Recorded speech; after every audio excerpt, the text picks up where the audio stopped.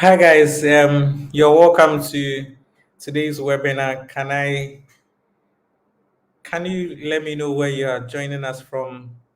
If you can hear me, let me know where you are joining us from. And we're wrapping it up for the year, 12 sessions in 1 year. Chokma School episode 12. We're still looking at the topic that we started, love, friendship, and the balance of relationships in our lives with my dear sister Zoe. McNeil, how are you?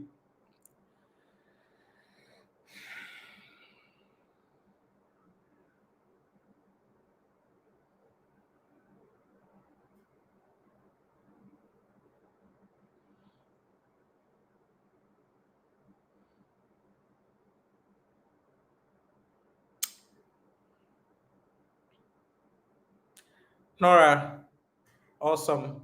Hi, I'm Nora. I'm watching live from Kwamo. Nora, how are you? It's been a minute. I hope you're doing well. Nora, I hope you're doing well. Elijah, how are you? Why are you joining us from Elijah?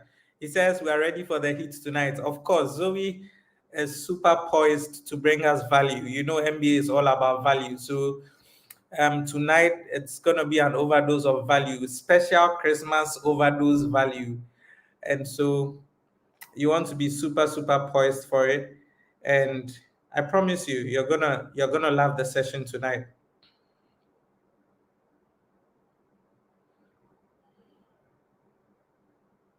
Says Kumasi for we are watching in Accra. Alrighty, Gifty says she's watching from home.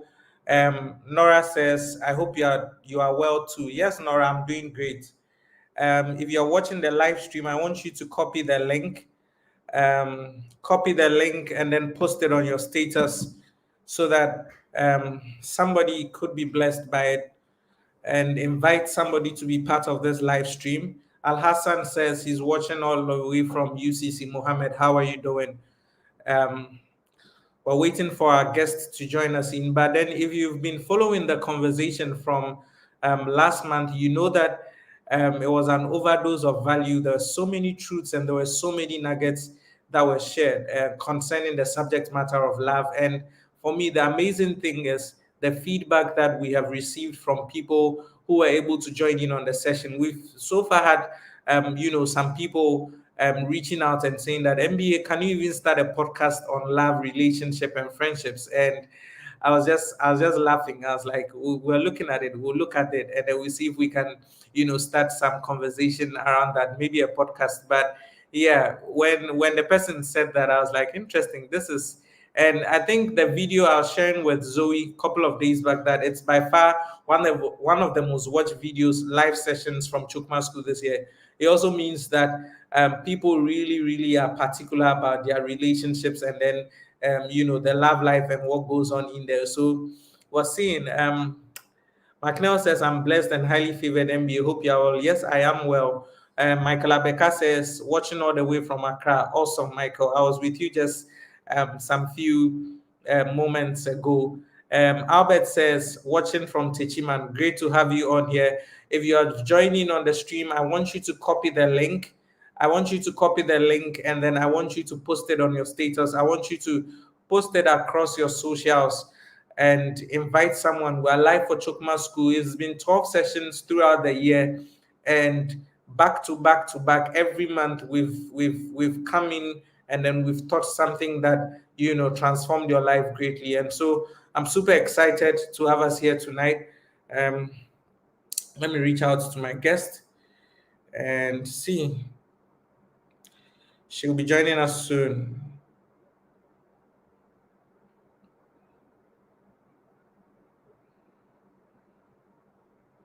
But once again, let me know where you're joining us from.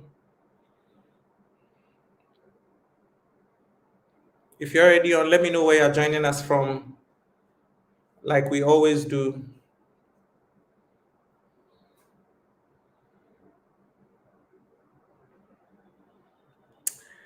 Lauren says, love and light from Trifle Prafo. I see. Trifle Prafo, which place is that, Lauren? Kwame Godfrey says, joining from Temagana. Awesome. Awesome. We will have our speaker joining in very soon. But one of the profound things that blessed me so much last month was, something that our speaker and guest on the platform taught us. And it was because somebody asked the question, what really does she think love is? Or what really is love? Because we hear the subject matter, love, love, love. And for me, something she said in there that captured my attention was the fact that she had mentioned to us that she believes, and I agree with her, that love is when you say you love someone, it means that you are putting yourself in a place where you are absolutely committed to their becoming. And a couple of weeks back, I made a post on Instagram and then I said that commitment and loving someone, it's a very interesting and a beautiful journey at the same time, because what you're saying is you and them, both of you are flawed. None of you is perfect, but you wake up each and every day and then you're seeing the flawness in the person and you're choosing to, you're choosing to see the good in the person instead of highlighting the flaws. You're choosing to see the strength of the person and then instead of highlighting the flaws. And it makes it such a beautiful thing because both of you are flawed, but that conscious act of waking up every single day of your life and constantly choosing that I want to be with this person, I want to make sure that this person is becoming, I want to make sure that this person's ambitions are coming to pass, I want to make sure that both of us are equally growing together. It's such an amazing and a beautiful thing. So for me, one of the nuggets from last month's session that blessed me was on the subject matter of love and linking it to becoming. Maybe because I'm also very huge on the subject matter of becoming, because ultimately, like I've always said, the peak of Abraham Maslow's theory of needs says we're supposed to self actualize, which is actually a becoming process.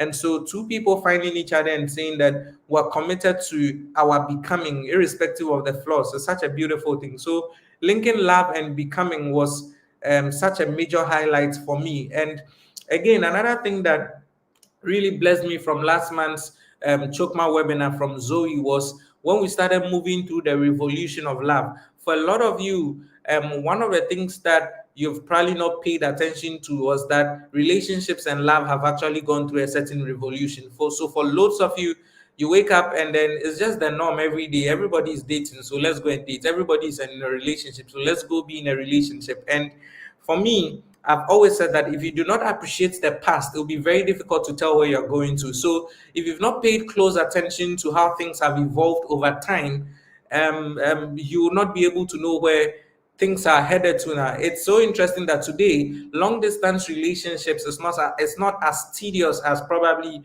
5, 6, 7 years ago when some of us were in the university and all. I'm currently married. My wife doesn't live in Accra or something with me 247.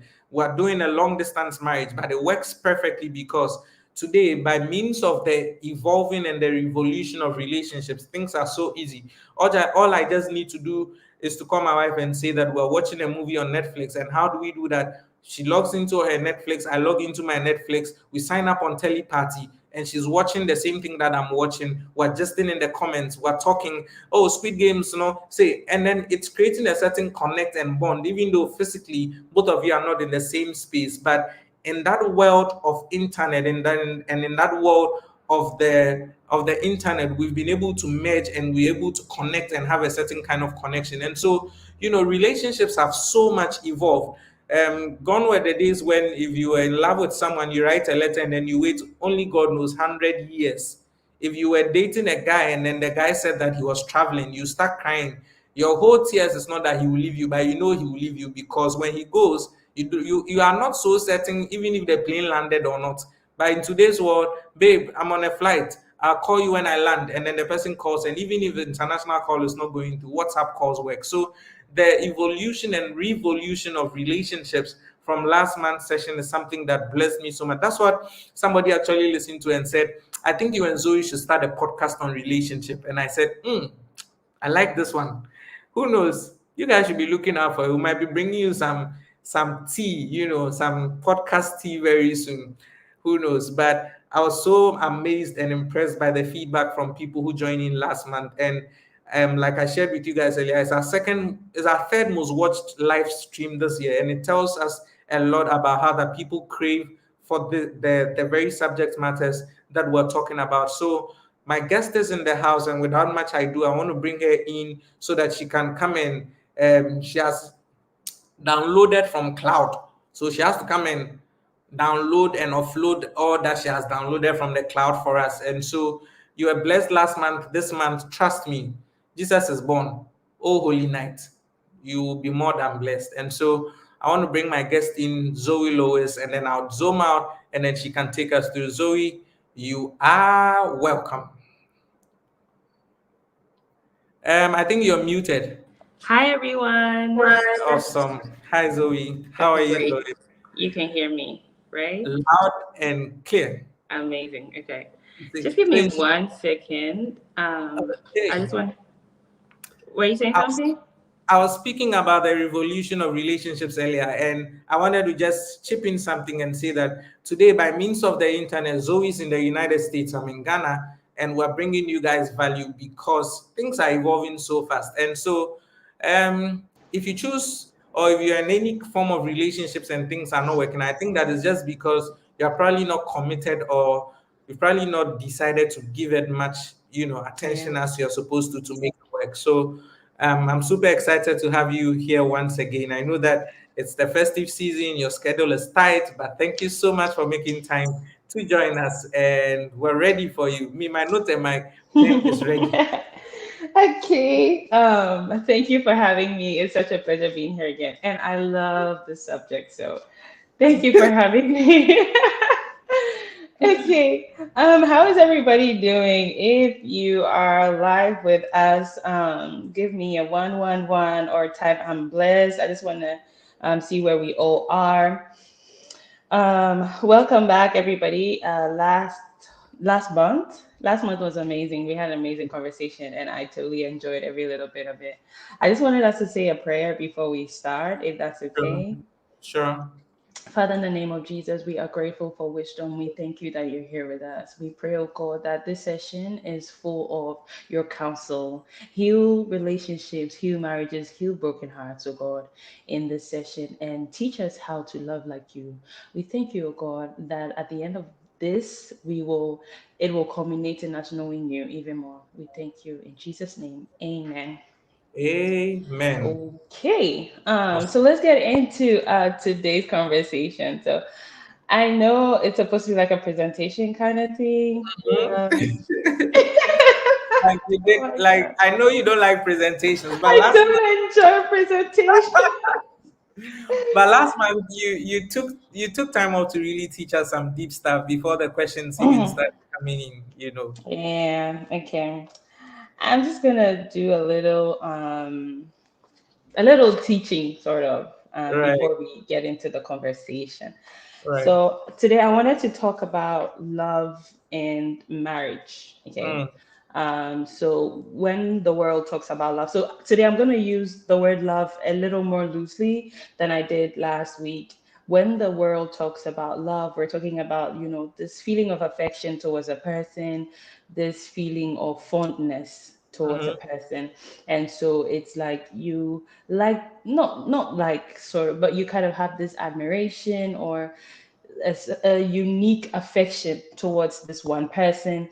And because it's so intense for you, you probably think, oh, I want to spend the rest of my life with this person. Right. So that's basically how the world defines love. And for most of us, how we've experienced it in the past has been that we meet somebody, we get smitten, and then we have all these feelings, big feelings actually, for this person. If we are lucky enough, we get to be friends with the person, and then whilst we become friends, we get to know each other a little more, and then probably things go to the next level. If we don't get the opportunity to be friends right away, what happens is usually the relationship goes quickly into a love affair. So it comes into the place where I know you because you're interested in me, and you know me because I'm interested in you. And so we're having conversations on the premise that we're interested in each other, right? And so that has a way of also sort of streamlining the relationship. It has a certain kind of direction that it sends the relationship to. This is what happens when you fall in love with somebody. Usually, you have very high levels of dopamine being released into your system when you are with the person or when you are around this person. And so it is exciting, it is, fresh. And note that it is because of the newness of it.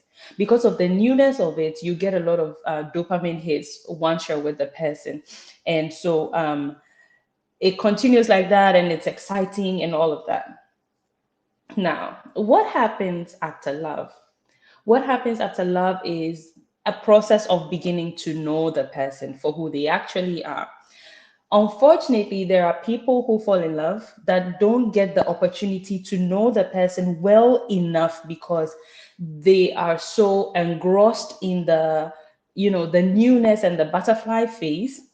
And not only are they so engrossed in that, but they don't have time for conversations, they don't have time for knowing each other. So what happens is they jump the rope and then they go into um what a lot of people call intimacy, but it's actually not intimacy, but sex, right? People jump into I'm in love with you, and then I want to know your body. So you cross that line of getting to know the person, who they are, in essence, what they like, what they don't like, who they genuinely are, not the person they're presenting to you because they like you. Because let's all be honest, when you like somebody, there's a version of yourself that you naturally present to the person. What's it called? Last month, we studied that because of belonging, because we want belonging and acceptance, we tend to put on a mask just so that we will be accepted by the other person. And a lot of us do it when we fall in love because we are afraid of being rejected. And so love makes you put on that mask and you're trying to get accepted by this person. So you do. Eventually, you're accepted by this person, the person likes you, and then it gets to the stage where you probably take it to the next level. You decide, you know what, let's settle down, let's get married. You get married, and well, some people say that the first 2 years is um, the first 2 years is supposed to be like a butterfly honeymoon stage, supposed to be like honeymoon phase, and then things begin to phase out. But here's what I've realized. Considering the fact that things are moving really fast, that 2 years is no longer 2 years.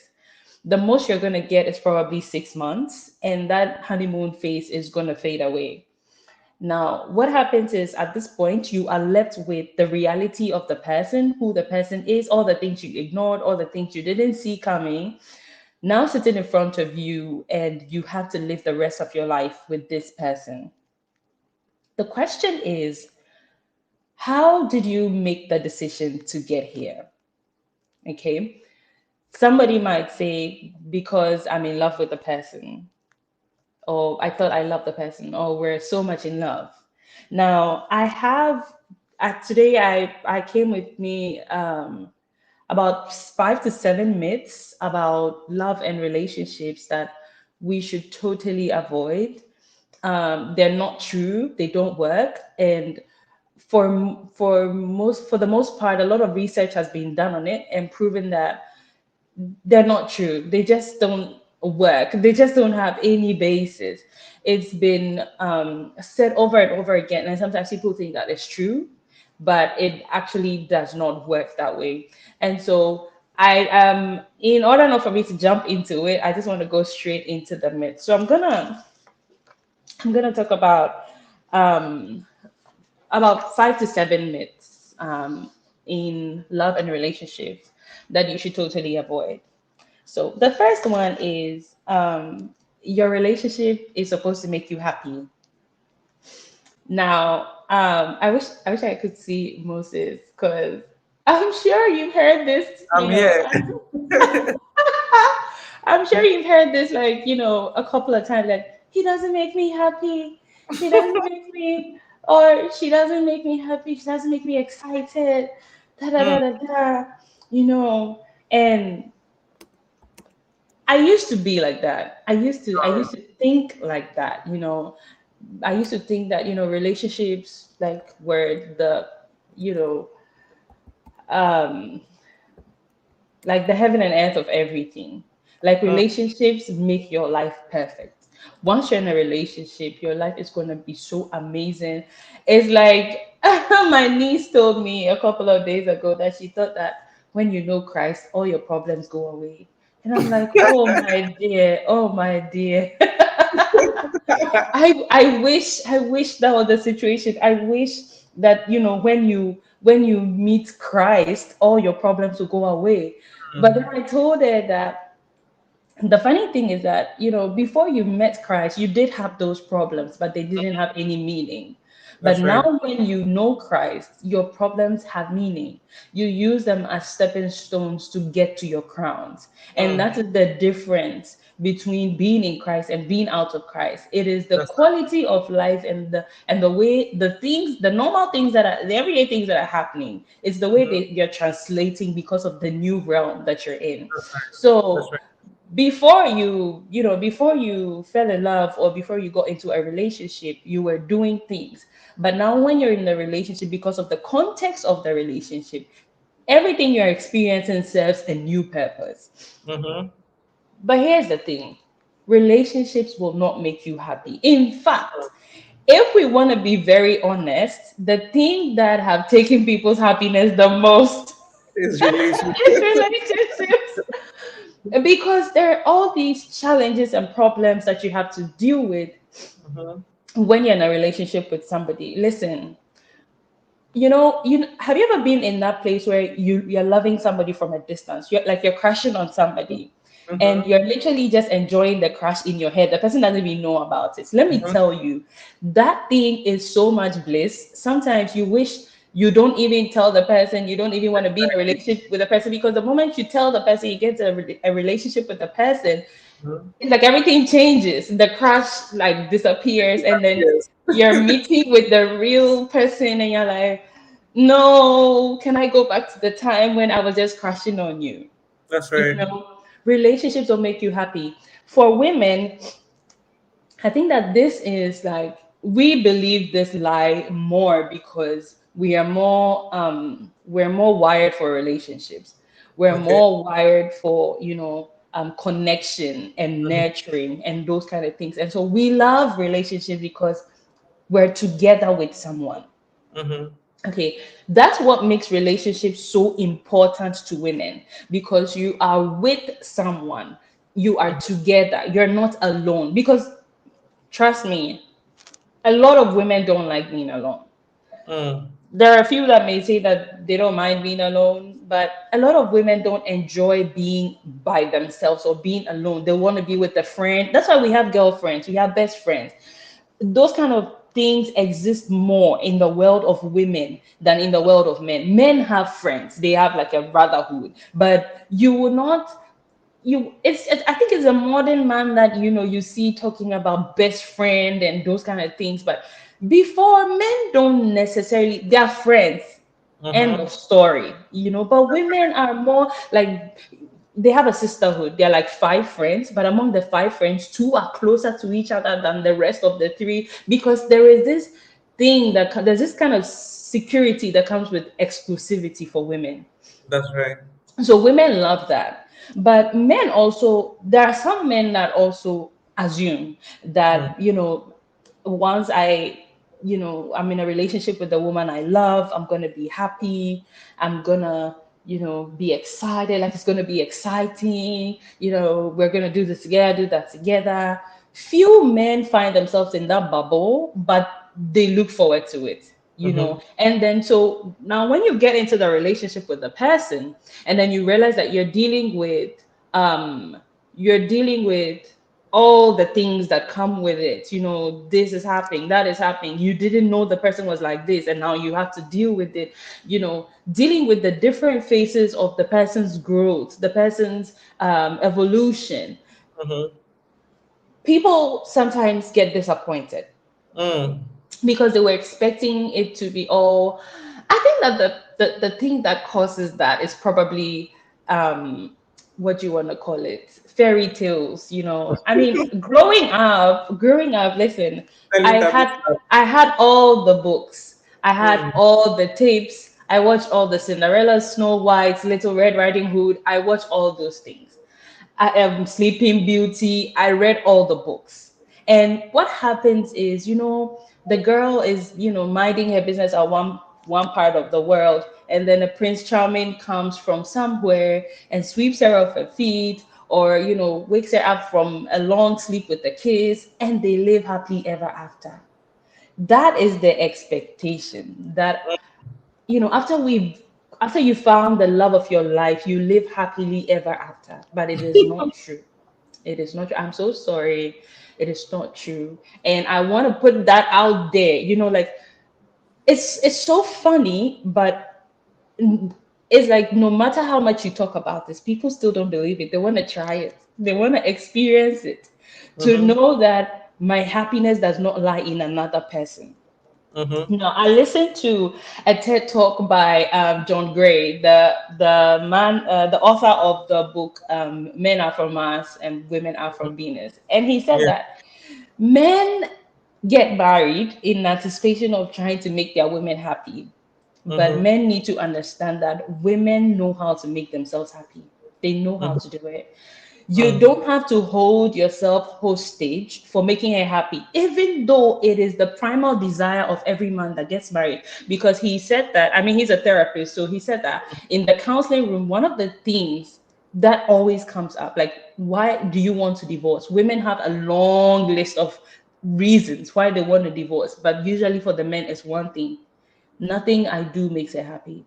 mm, But I just want to set you free right now to let you mm, know that it is not your duty, it is not your responsibility. Of course, you don't want to be the reason why the mm, person is unhappy, but mm-hmm. it is not your duty to make the person happy.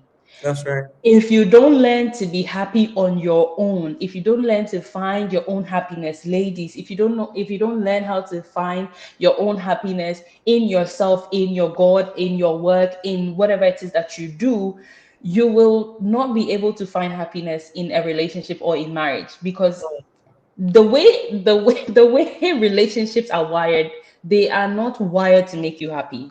Mm, They are actually wired to bring you every situation, every circumstance that makes you better. Now, growth does not happen in the comfort zone. So know that's that if marriage and relationship is supposed to make you a better version of yourself, then there is nothing about that that's going to be exactly comfortable. mm, Every second, every minute, every day of it is going to be challenging. The happy mm, moments, or the in quote enjoyable moments, are the times where we celebrate our growth, the time where we celebrate our success. Because here's the thing: when we have argued, when we have quarreled, when we have had a disagreement, and then we have been able to work through it maturely, regulated ourselves, regulated our emotions to be able to actually understand the problem we're having, deal with the problem, and solve the problem. Those are the moments where we get happy, we get excited in marriage because we have conquered something. mm, If you don't learn to do this, every single situation that's going to come against you, everything that's going to come at you in your marriage, you are going to find it as a reason to complain, as a reason to be sad, as a reason to, be agitated, as a reason to anything except for the purpose of that situation, your growth. mm, Okay. The second thing I want to talk about is the fact that people usually, well, in the world we live in, love is usually proven, or love is said to be exhibited through, big gestures and mm. actions and stuff like that. Second myth. So yeah, that's the second myth. So it's interesting. Women, there are some guys. I'm talking to women right now. There are some guys who, they're calm, they're collected, they're disciplined, they're focused. They're not exactly exciting, Mm, they will not necessarily move mountains for you, mm, but they are steady, they are consistent. They're always there. They're always looking out for you. And those are the people who, when you do something that's not right, they're able to call you out without fear. mm, They look out for you. They're looking out for your good. Everything they do or every act that they engage in is sort of trying to make sure that you're good. Women don't like this kind of men. There was a season that, there were more of those men. hmm, But women like to go with the men who will just, the once in a while will, buy you like a huge gift on Valentine's Day, make a show, display, and will send you love letters. And they will. The last time I went on a rant on my status and I was saying that, listen, love is a doing word. I even made a podcast about it.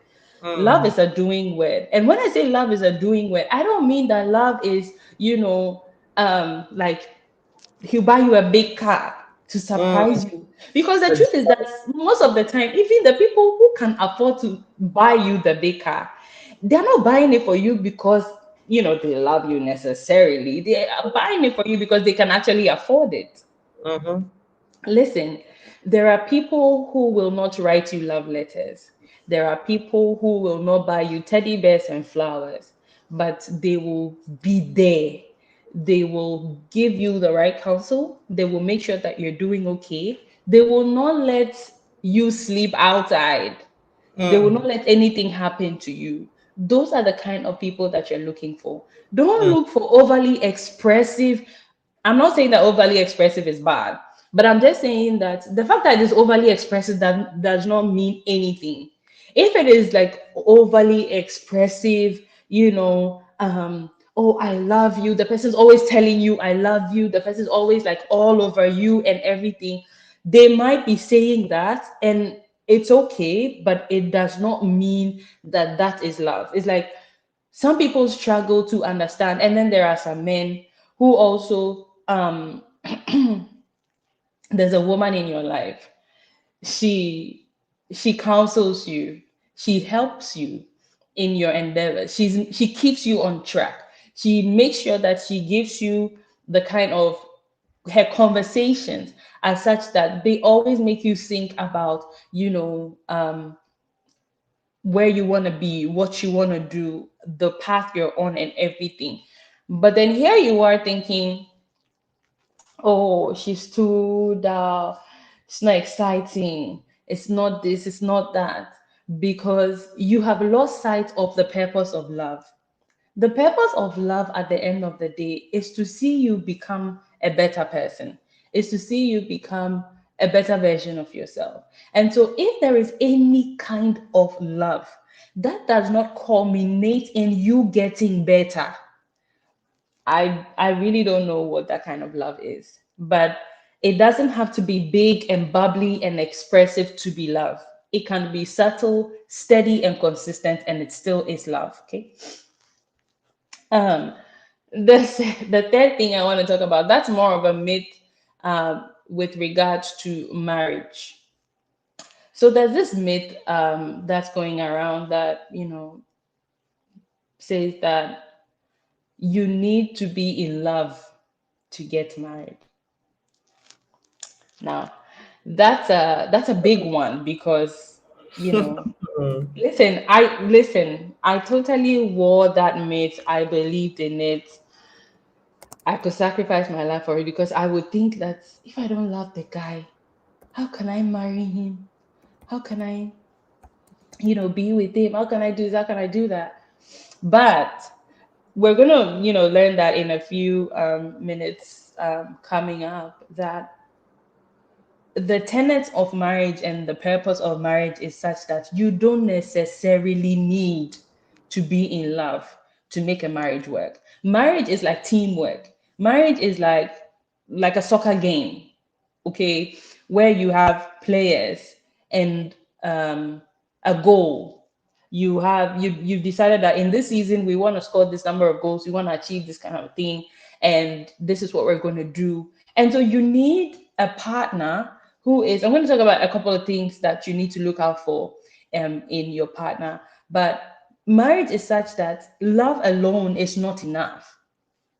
The fact that you have butterfly feelings about somebody is not enough to get married to the person. You need to assess, are they somebody you can live with? Are they somebody you can build a life with? Are they somebody who is capable? Are they someone who, because think about this. I think that this is like the best illustration that I can give when it comes to selecting a partner for marriage. Forget about the love. Love is good. When it's there, it's great. I'm talking about the feeling of love. Now, imagine that you were going on a trip in the desert. You were going on maybe a 30-day ride in the desert. You know that there are bandits, you know that there are snakes and scorpions, you know that there are, um, you know, there are, dangerous things on the desert that could harm you. Who would you choose to go on this trip? Who would you choose to go on this trip? I think I heard somewhere, I don't know whether I read in a book or something, but um, the speaker was saying that imagine that you are going on a battle. You are going to a battle. Who would you choose to go with you? Who would you choose to be part of your army? That is the person you marry. You don't marry somebody because they are your favorite person. Oh, they have the most beautiful smile. Because trust me, when the bandits show up, a beautiful smile will not cut it. There are so many things that people choose people for marriage, that the nature of marriage just does not support that choice that you have made. So if you're thinking that because I'm in love with this person, I'm just gonna go ahead, he's this, he's sweet. Oh my god, I think that's one of the things women love. Like, oh my god, he's so sweet. Oh dear, oh dear. When when the situations of life happen, Hey, sweetness doesn't do it. You at need a all. competent person. You need Mm, somebody who is competent. It's one mm, of the biggest things you look for in marriage. mm, Before you're choosing a partner, you're thinking this person has to be competent. They have to be competent. It's one of the biggest things you're looking for, because marriage is work. And so you mm, need somebody who has the ability to do the work. mm. Somebody who is sweet, somebody who is caring. No, no, I get the caring part. Caring is good. But like he has a very nice set of teeth. Wow, girl. I don't know, but yeah, so that's one thing. Love is not enough. The fact that you love somebody, in fact, even if you love somebody and they love you, that alone will not sustain you. The next thing you even need beyond love, which I'm going to talk about later, is intelligence. There is a way to love. Listen, if you don't love intelligently, you are going to destroy your own marriage with your own hands. There are things that love makes you want to do that you have to withhold. There are things that love makes you want to give that you would have to just hold back because of timing, season, the person, the place they're at. There's so many factors that love alone is not enough. Now, the fact that, when you marry, you are not just marrying the individual, you're marrying their families as well, makes it such that love alone is not enough. Don't get into a marriage that will now put your family in conflict. You're going into a family that is always fighting, a family that is always arguing, and then you are saying that, oh, I love him. Let me tell you, we carry a lot of things from our families without even realizing. And so you want to be very, very watchful. Don't just love somebody in isolation. When you're loving them and their family. Whatever practices that they have had in their family, they might bring into your home. And whatever, and vice versa, right? And the fact that the two families are coming together in a union, you must ensure that it is workable, like it can work. If you have a family, like your family is looking down on your partner's family, or your partner's family for some reason already looks down on your family, don't do it. Don't do it unless you want to elope and cut yourselves off from the families. Listen, like, it's not worth it. And then the next myth I want to talk about is the fact that, there's one person that God has created for you. Like, there's a Mr. Right, there's a Mrs. Right, and it has to be that person. There are people who, for the sake of their assignments, who, for the sake of the work they're supposed to do, have been specifically paired with certain people. But you have to also understand that because of the way the anointings of God works, it will not be that specific person. Because what if that specific person decides that they don't want to get married for some reason? God will have to find somebody else, right? And so there is not one specific person that has been made for you. That's myth number 4.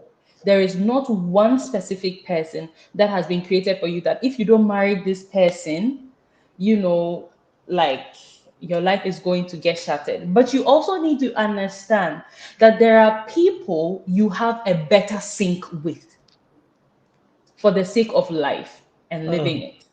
There are people you have a better sync with than others. There are some people, listen, it's like business, right? There are certain people that when you do the business with them, it will work. But the enjoyability of the process may not be as much as the other person, which you can do the business with. It will still work and you might still enjoy the process a little more, right? And so there are those dynamics. And so you must, first of all, know yourself, know where you're going, know what God wants for you before you start looking out for people. Because sometimes we don't understand the place of sync, and then we think that um, you know, everybody's replaceable. I don't know if you've noticed that there are some friends that you had. I mean, they've not been around for a while. You're good. You're surviving. You've not died. You're doing Yeah, okay. But then you realize that there was this vibe, there was this energy that they brought into your life that was exactly. quite different, from Exactly. every other one. You do have other friends, and those friendships are beautiful. But Mm-hmm. just that, this one person brought this kind of vibe. And so it's not that that person is the only person who can be your friend. No, there are lots of other people who can be your friend. It's just that people have a unique energy, unique vibes that they bring to things. And Exactly. so if you understand your energies and your sync, how you relate with people, and how your energies sync with other people's energies, then you will be able to make a better choice. You'll be Mm. able to make a better choice, because then you know that it's not that it's this specific person. It does not Mm. have to be this specific person, but if it is not this person, it could be somebody else. Exactly. There are other options, because think about it. What about people who got married and after 2 years their partner died? Does that Mm. mean that they have to stay celibate for the rest of their lives if they desire marriage and a family? Mm. So it couldn't possibly be that, God just arranged one person for you. And if that person does not show up, that's the end. It couldn't possibly be. But based on the dynamics of, how energy sync and how people move together and everything, somebody could be a better match for you than another person. Basically, that's for that. Okay. The next thing I want to talk The next thing I want to talk about is one of the biggest, Myth number one, 5. yeah, myth number 5. Before we go to myth number 5, guys, if you're finding value, I want you to copy the link for the live stream and then share it across your various socials so people can come in and be blessed. Myth number 5, Zoe, let's continue. Okay. Um, myth number 5 is more of a myth about marriage. Mm. So you usually hear people say, "Oh, maybe if we get married, they will change." Oh my God. Oh my God. Let me speak some tongues on it. Katelebokosha. Jesus. Listen. There is nothing further from the truth. There is, you see, marriage is like money. When you get it, it amplifies who you truly are. Mm. When you get married or when you're in a long-term relationship with somebody, what happens is that they become so close to you. And you see, when you were dating, you would meet the person, then you would go to your own house and go and sleep. Mm-hmm. But now you're living in the same house with the person. The person is making every single decision of their life with you in the picture. They're talking to you about everything. You know everything about them. There's nothing that's a secret. The mystery is almost gone. Mm-hmm. Listen, that weakness, it multiplies by 100. Mm. That thing that you're thinking is going to change, it multiplies by 1,000, because you're going to see it more up close, you're going to see it more consistently, you're going to see it more often, that it cannot be ignored. You see, at first maybe you'd meet the person, they would mistreat somebody, you know one time you went on a date and then maybe they mistreated the waitress or the waiter, and then you're like, oh, you shouldn't have done that, and then you let it slide and then you go on, and then you realize that maybe little bits, here and there, they relate to people that way, but you've not exactly taken it so seriously. When you live together, there's no one else around but you, and and they're gonna start treating you that way, and you're gonna wonder why you never saw this, but because you probably thought that, oh, that's how they are, it will get better. Somebody's doing something consciously and you're like, oh, if we marry they'll change. People don't change after marriage, they get worse. So if there's anything you're seeing in a relationship, like she's able to insult you, yeah, like you're dating, and she's able to insult you, even if it's jokingly. Like she's able to, wow. And then you're like, oh, if we get married, the question I'm asking myself is, why do you think it will change? Why do you think it will change? Do you think it will change because you're now in the position of a husband, so she's supposed to respect you differently? Listen, the way a woman respects you before you get married is the same way she will respect you after marriage, and maybe more. If she respects you, This one, you have to hammer it again. Mm. Well, if she respects you a lot before marriage, she probably will respect you more after marriage. If she doesn't respect you before marriage, why did you marry, my brother? Why did you make that decision? Because you see, there's something in marriage called see finish, right? See finish is when you have seen the person finish. Like you've seen the person from head to toe. There's nothing more to see again. There's no mystery, there's no secret, there's nothing to discover. Like everything has already been discovered. If she was not respecting you before then, by that time it is finished. Like listen, there's even no motivation, there's no further motivation to even respect you anymore, right? So people don't change after marriage, they only get worse. So I think that the okay, I have seven. I'll probably just give you the last two and then we're good. Um we've done five so far. yeah, I'll probably just give you the last two. So the next one. So the sixth myth is, if you love me, you should know. If you love me, You should know. hmm, So one of the things that is funny in relationships, and this happens with women. You see, hmm, in women relationships, women, we know how to read. We know how to read people. We know how to read in between the lines. We know how to sense energies. We know how to tell and pick cues, and we right. pay attention to details, body language, and those things. And so if I have a girlfriend, I don't have to tell her that I like avocados. We eat this meal the first night, she sees me eating avocados. The next meal, she sees me getting avocados. The next meal, she sees me getting avocados. Zoe likes avocados. End of story. If she has the chance to buy me anything, she'll probably get me avocados because she knows that I like it. If I'm talking about something and I'm, like passionate about it and I'm, saying it a certain way, I can drop a cue and she'll pick it. That's how women are. Men are not like that. Men will say what they want to say and be gone with it.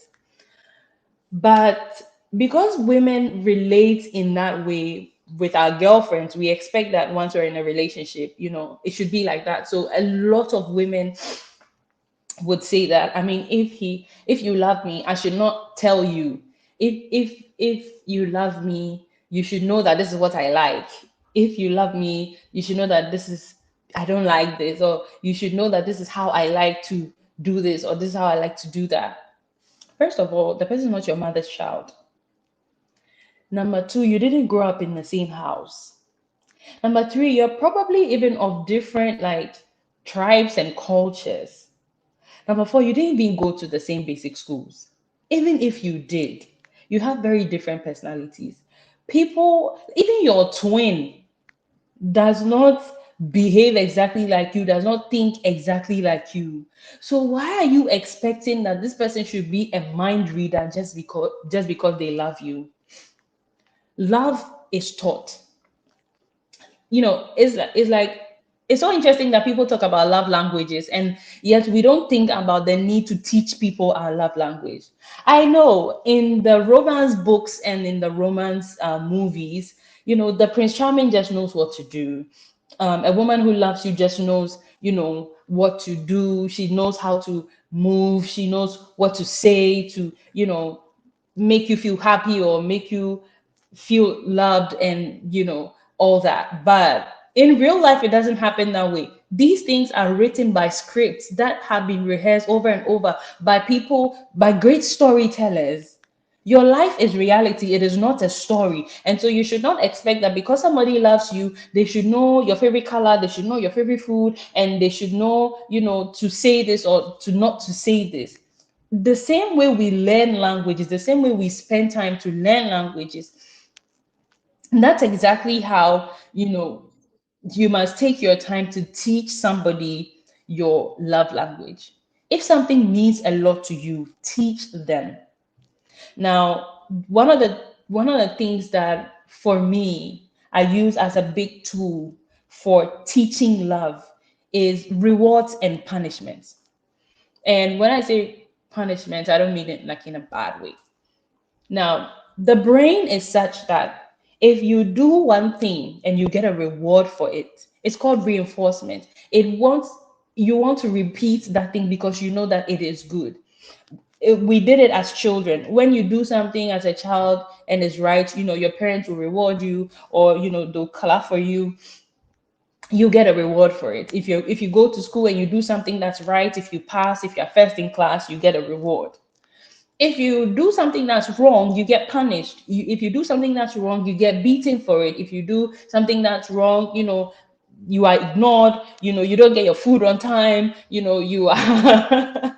It's like you get to be in the corner. Nobody's talking to you. Nobody's minding you. You get punished for it, right? So if you want to teach somebody how to love you, and they are doing something that you like, oh my God, please reward them.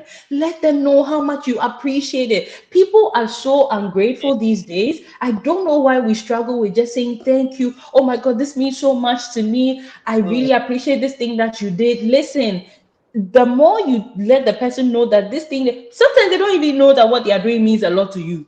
Mm, When they do it and for you it means a lot, let them know, because when you let them know and you are intentional about it, they know that okay, this is something she likes. I'm gonna keep doing more of it. And this is something he likes and I'm going to keep doing more of it. Okay, so if somebody does something for you, and you see the reason that this is an irony that I find in modern relationships that always baffles me. You find a guy, he's consistent, he's always there for you, he always cheers you on, he's always encouraging you, he's always supporting you, he's being good to you, and then you punish him for it. Why would you do that? Gen Z generation.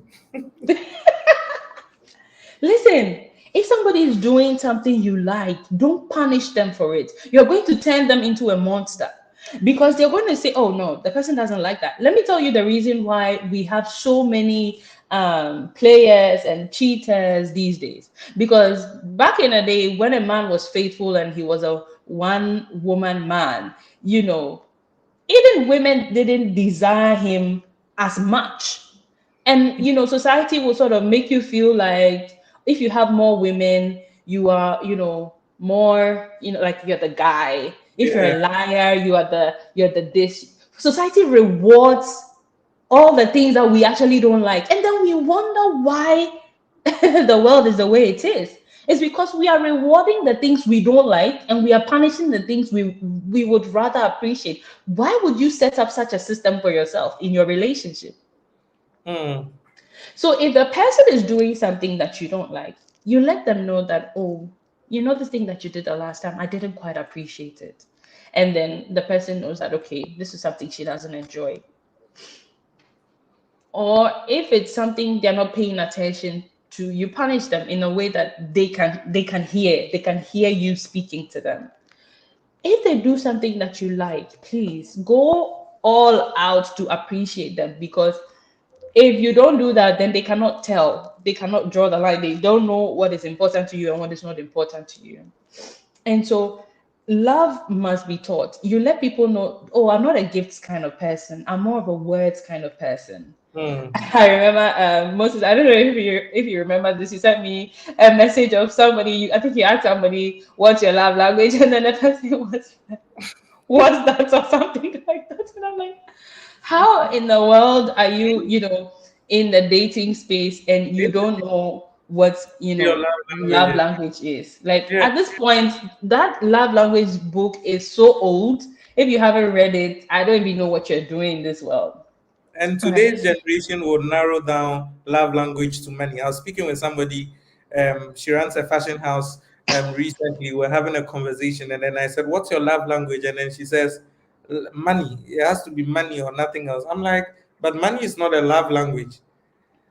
And I think that's the narrative that's been, apart from Yeah, those who know what their love language is, there's also a crop of people who are absolutely clueless about, about it. yeah, about their love language, temperaments. And then there's also another crop of people who are so money centered that they tell you their love language is money. And I'm like, where did this teaching and theory come from? Listen, your love language cannot even be money. But here's what you're gonna what this is what you're going to do. You're going to tell people that your love language is money, and then they will disrespect you. They will not care for you. They will not be kind to you, but they will give you money, and you Mm-hmm, will not appreciate it. And mm-hmm. you will be wondering why people treat you that way. Is because you taught them to. You gave them the go ahead to treat you Yeah, that way you the told them moment that you this is how I like to be treated. Somebody says in the comments, my love language is tree. Oh my god. Listen, you have to you have to teach people, especially, and I mean, think about it this way.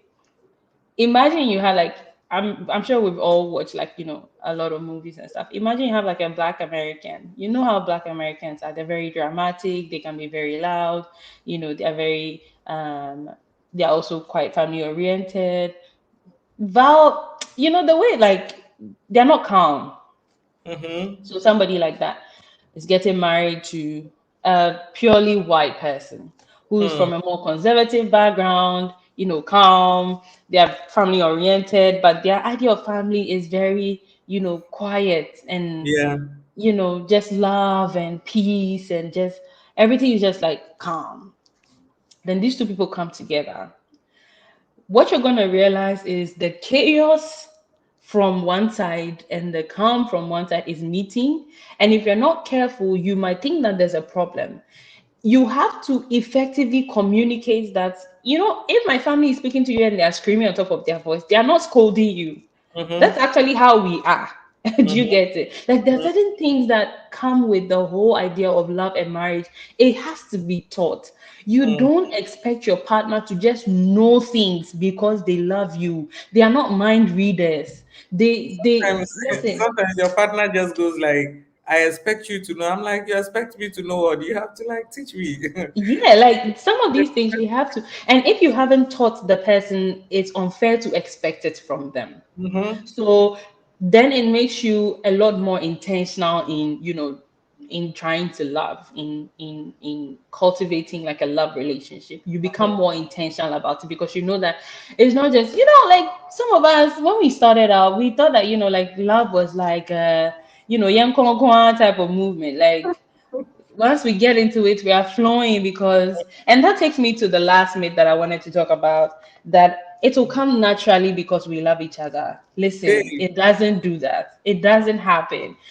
In my mind, I was thinking, if we love somebody, we'll figure it out. Like, we'll just like, it will be natural. Like, everything will be like something like sex in Mhm. marriage, right? And then you're thinking, because we love each other, things will just flow. But then you realize that some of these things you have to teach it, like, you have to teach your partner what makes you excited, what doesn't. If you touch me here, I don't like it. If you touch me here, I like it. Like, you have to be that intentional in Mhm. your marriage for it to work, That's right. so that's like the last myth for me, that it will not come naturally because we love each other. It will not. Don't even think that it will come naturally because we love each other and things will be fine. And no, it will not be fine. You have to Mm. have, financial plans. You have to have financial conversations. You have to have conversation about money. That what are we going to do? How are we going to do this? What investments are okay for us? What is our risk appetite as a couple? This and this and that. You have to have those intentional conversations because you don't just figure it out because you're in love. You figure it out because you talk about it, right? You figure it out because you have conversations about it, because you teach each other, about it. And so that will be my seventh myth for relationships and marriages. So let me know if you have any questions regarding any of these, and then I'll take them before I go on to the final session of the final part of the session. I'm just going to talk about a few things, and then we will be out of here. So if anybody has any questions, we can take that and then we can keep going. So I'm just gonna like highlight a few whilst we wait for questions. I'm just gonna Mhm. highlight a few, differences between men and women that you should be paying attention to if you're interested in being in a love relationship. Mm. Like these are differences that are, so like these are like generalizations, but they happen more often than not, right? Like for like if you take 8 out of 10 men or 7 out of 10 men, you might find this being something that's prevalent when it comes to dealing with problems in relationships. When it comes to dealing with problems, that is individual problems, men like to isolate and solve the problem. And this one thing is like one of the biggest challenges for relationships and marriages, especially for Mm. women. Because when a man has a problem, he wants to, go away into his cave. And if you haven't read this, well, I'm going to give a couple of book recommendations at the end. But if a man has a problem, he wants to separate himself and think about it, think through it, come up with a solution. Mm. He derives absolutely nothing from talking about the problem, Mm. like nothing. And so when you see that your man is like quiet, he's calm, he wants to be alone, he's not avoiding you, he's not mad at you. He's just trying to deal with the problem, right? And most men are wired this way, and most men will do this, or most masculine men, let me put it that way. Mm. Now we must understand that individual differences and family backgrounds and stuff also contributes to these kind of differences, because there are families where conversations are a thing. People have conversations, and it is something that they're used to. And so if you are with somebody who's coming from a place like that, they're probably used to talking about their problems and stuff like that already. So if they start talking about their problems, it does not mean that he's not a manly man. It's just because maybe his background affords him the opportunity to, sort of find, some kind of solace in talking about the problem. Now, women, when we have problems, we like to share it. I'm sure the person who said a problem shared is a problem half solved is a Was a woman. woman. Because for women, and let me use myself to, sort of explain how that happens. When you have a problem, you're not just dealing with the existent problem, you're dealing with the emotion around the problem, the emotion the problem is triggering. I think that for men, you are able to shelve your emotions about the problem and deal with the problem. So for Exactly. women, what we do is that we want to talk about it to share the burden of the emotion of the problem before actually dealing with the problem That's right. itself, That's right. right? And so when we're talking to you, it's not like we don't know what to do. Mm, We just want someone to help us to, bear the load of the, like, if something is happening that's making me anxious, mm, I probably know what to do. But mm-hmm. because the emotions of the situation is already clouding my judgment, I need to talk to somebody. When I talk to the person, whilst I'm talking, I figure out what it is that is happening. Like, I think through talking. Mm, But men are not like that. You can think on your own. You can sit and think on your own. And so those differences also become like a challenge in in marriages and relationships, because I remember when I got married at first, I think about the first 6 months or so, my husband will be dealing with something and he wants to be by himself and talk and think. And several times I thought like maybe he's upset with me. Did I do something wrong? Like, are we fighting? Because if I decide not to talk to you, it means we had a fight. You see, for women, and this is like the next one is in communication. So women, we bond through communication. mm-hmm. If a woman is talking to you, it means she likes you. If a woman Mm-hmm. doesn't like you, she won't talk to you. That's And right. man can talk to you and not like you. Yeah. But women are not like that. So if a woman decides that she's not talking to you, in her head, she's punishing you.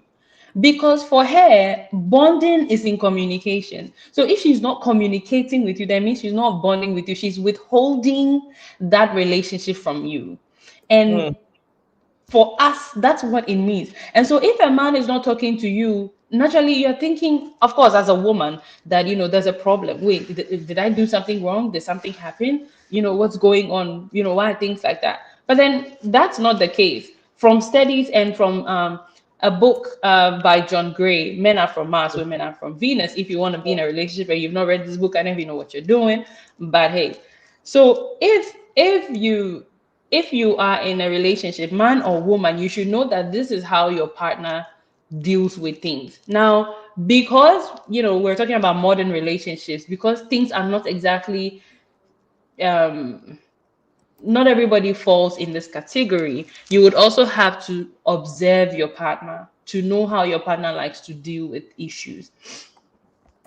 Do they like to talk about it? Do they like to think through it, solve it, and then come and talk about it? So you see, men like to separate themselves, think about it, come up with a solution, maybe execute the solution for it to work, and then come and tell you, I had a crisis a while ago. Sometimes it could be such a serious issue. And you're mm. like, hey, you didn't tell me about this. And he's thinking, Mhm, why was I supposed to tell you about it? Like, mhm, and if he's even telling somebody, and this is not because he doesn't think that you're smart, but if he's telling somebody, he's probably telling his male friend who he thinks can understand, who he mhm, thinks, can relate. And, Also because I mean, I think a lot of women are quite dramatic. Like, if your partner tells you something is wrong, oh my God, the whole listen. I know my mom and my The dad are whole probably the listening. whole place will come down. Listen, I know my mom and my dad are probably listening right now, but there's something that I picked from my parents' marriage. Oh my God, my mom can be so dramatic. Like, if you tell her something, on right now she's way better, but before, oh my God, if you tell her something small, she will escalate the whole thing. Like, she's with you and everything, but like the way she will respond, and it's a typical women behavior. Like, women are like that. If you tell them something, like, they're so shocked. They're so surprised. Why was such a thing happen? Oh my God. Oh my God. Why would he come and tell you anything? He will always do things without telling you. Exactly. But if you're lucky enough and he's the kind of man who wants to talk, then you have to discipline yourself to be kind of more composed than usual when he's telling you things. You have to be composed. You have to take it in, Yeah. and so that he will feel comfortable telling you all the time. I'm sure men like to tell men stuff because the other men they tell don't, get dramatic about it. They're like, Exactly. oh, sir, okay, it's when you met me, and then what can we do about this? What can we do about it? And they just move straight into the solution space, right? But One women, we're time gonna before, like, one time before I got married to my wife, we're driving, and then she's like, "You have an issue. You're sitting in the car. You didn't tell me the issue. When I asked you if everything was fine, you said yes, he said everything was yes. fine. In the next moment, Kwame calls you, and you and Kwame are having the same conversation about the very problem. And I'm sitting right here. Is it like I'm like Charlie, Charlie, Charlie? Is the way we You are don't wired? want to. You don't want to talk to a female about it. You want to talk to a Mhm, man about it. You want to talk to somebody who's from Mars, who mhm. understands you, who understands your Exactly. language, who understands you, and it's fine. So for women, like I mean, for me, I tried. I think after a while, I kind of realized that, hey, please, it's not about me. If he's quiet and wants to be in his cave, let him be. Like, it's really, really, really not about me. Let me not come and take the thing personal. And Mhm, so what happens is that the man gets quiet, and then the energy affects the woman. The woman now becomes moody. And then mm, the man now becomes worried that the woman is moody. And then they go back to the fact that the man was having a problem and didn't talk about it. Like, it's such a once you understand that he's not talking not because he has an issue with you, but maybe because he wants to think about something on his own or deal with something on his own, you just let it go, right? And you focus on other things until he's ready to come out of his cave and relate again. And then for men, you also need to understand that when a woman is talking to you, she's not talking to you because she wants you to solve her problem. And she's not talking to you because she doesn't know what to do. Like, it's so funny that sometimes when you're talking to a man, they immediately assume that, like, why are you even having this crisis? You should just do this and this and this and that. Who said we don't know? We know that we should not be having this crisis. We are triggered about it and we want to feel the feelings. Please allow us. Please don't be fighting with us. And men want to go straight to, oh, so do this and do this and do this will be fine. No, you haven't solved the problem. In fact, you have created another problem because now I have a problem with you for not mhm, just listening to me. Your job was simply to listen to me, mm, empathize with me, mm, feel the situation with me. That's mm. all you're supposed to do. When I need solutions, I will tell you. So I think that after a while, my husband and I, whenever I go to my husband and I want to talk, he's um, what do you want out of this conversation? Do you want me to give you solutions or you want me to listen to you? Then Mhm. I want you to listen to me. Then he knows that he's supposed to do, oh wow, sir, I can't believe this happened. Are you serious? That's all he's supposed to do in the entire conversation. If I want a solution, I will come with my notepad and say, so this and this and this and this and this. Talk to me. And then he will give me solutions. I'll write it down, go and do whatever it takes. That's it. Right? The next thing is that for and I think that this is important for especially people who find themselves as, dealing with maybe a masculine woman or a feminine man. Now, for I'm talking about straight people, okay? I'm talking about like a man who is a man and then a woman who's a woman. Now, when it comes to our femininity and masculinity, there are a couple hormones within us that influence, our behavior and stress levels. For men, we all know that testosterone is like the male hormone, Mm-hmm. and it makes men feel manly and everything. Your stress relieving hormone as a man is your testosterone. Yep. And you get that through dopamine hits that you get through achieving something, winning, solving a problem, and all those kinds of things. There's actually been research that says that if you have a man who, like, if you have a man who is at home a lot, doesn't have work to do, is not solving any problems, is not achieving anything, usually they have high female hormones. So they get low in testosterone, and then they get high in estrogen, which makes them more grumpy. They nag a lot. They're complaining about literally everything.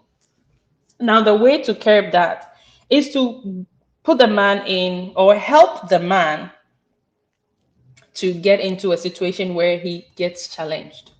He finds something to do that challenges him. Give him something to do, a problem to solve, even if it is your own problem. Because it doesn't matter the size of the problem, as long as they are solving a problem, they get all these little dopamine hits that help them to release more testosterone to keep them more masculine. If you have a woman, however, she needs more activities that are nurturing, sharing, and caring to produce more estrogen. Now, if a woman is at work, maybe she's a boss, general manager at some bank or something, she's dealing with a lot of, like, how the work environment is, no emotions attached, everything. That woman is high on testosterone. So she's going to be acting more manly. Now, when she comes home, and there's more work, of course, her stress goes all the way through the roof and everything. You need to get her into a caring and nurturing kind of environment. So that's the kind of woman you want to have like a calming conversation with. If the woman has a child, just being with a child, or maybe even with a dog, with a dog that she loves, and cuddling and all those things. That's why sometimes when women are stressed, they like to be cuddled, because it releases estrogen, and it lowers your stress levels. So if you have like a partner who's getting cranky, like um a woman, she's detached, she's like, she's being all bossy around, she's very low on femininity and everything. You She's like, a tornado that's coming towards you. I mean, of course, naturally, as a man, you would want to dodge and hide from such a thing. It just makes logical sense to do that. But then how it translates in the woman's mind is literally, you need to stand there, be a superman, and catch the tornado and Mm-hmm. stop it. Because it's possible for you to do that. It's just like energy on the loose that needs to be calmed. And sometimes it doesn't take a lot. Listen, I've been in conversations with my husband where, like, maybe I'm raging, I'm mad about something, and he'll just say one thing. He didn't even think it would make an impact. And then I just break down crying, because it just like, it's like saying the right thing at the right time. It just hits right, and then you're good to go. So those are like a couple things that are like different about men and women that you should probably look at if you are, in a relationship. Don't get too alarmed if you see something that's unfamiliar. You just need to know that the person is not like you. Of course, you're not a man dating a man. I mean, even with that, I'm sure there's some differences. Yeah, a man dating a woman, she's completely different from you. So you should totally understand that you will not do things the same way, and she will not do things the same way as you either. So yeah. That's that. Somebody said, somebody said something here. Um, He asked the question. He wanted you to touch on the love language. Oh, right. So for love languages, I think you should go read the book, Five Love Languages. I've forgotten the author of the book, but yeah, it's a very popular book, The Five Love Languages. And the five love languages so far are words of affirmation, physical touch, gifts, and then there is what Service quality time, and then and there's acts of what's the last service. one? Acts Acts of of service. service, yes, acts of service. And so there are people that, these things mean different things to on, that is on their level of priority. So there's somebody who feels, yeah, Gary Chapman, yeah, thank you, Sarah. So there are people who feel more loved if you tell them good words, affirming words, encouraging words. And I think that the author said that his wife was such a person, and so she would do something, like if she does something great, instead of buying her a gift, give her an honest compliment. She would appreciate it more than a gift. I am not the gift type. I actually, I wish I was. I wish I was. I mean, in the current world that we live in, like you really, really wish you're like the gift type. Like gifts are your love language, but gifts are just not my love language. If you give me a gift, I appreciate it. I mean, if you let me put this out there, just for anybody that's listening and wants to give me a gift. If you want to give me a gift, buy me a book. I think it's one of the things that I will appreciate the most. Or maybe buy me a car. That's like, yeah. But apart from that, apart from that, I don't really I'm not really like a gifts person. It's not that they don't mean anything to me, but on, on a scale of like 1 to 5, I probably wouldn't appreciate it as much. Now, Mm, if you were to give me quality time, now that means a lot to me because I respect time. I mm, feel like the time of a person is their life, and it's so precious. That is something they give and they cannot get back. So mm-hmm, if you spend your time with me, it means so much to me.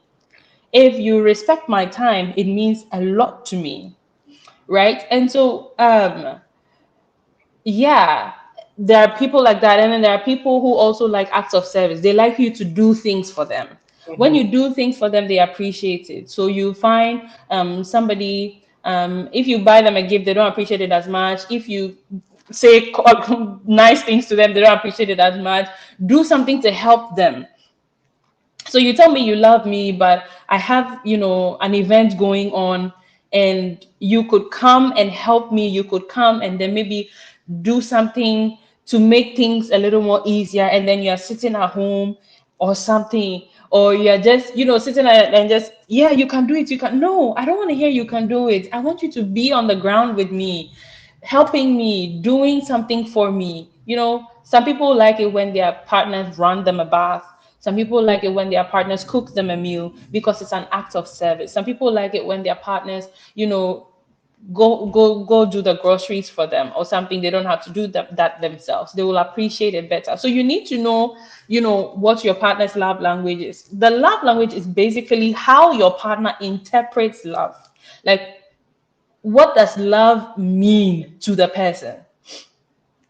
Basically, that's the basics of the love language concept. What does love mean to the person? So if gifts mean love to the person and you are giving them words of affirmation, they won't appreciate it. If quality time means love to the person and then you're giving them acts of service, they might not appreciate it.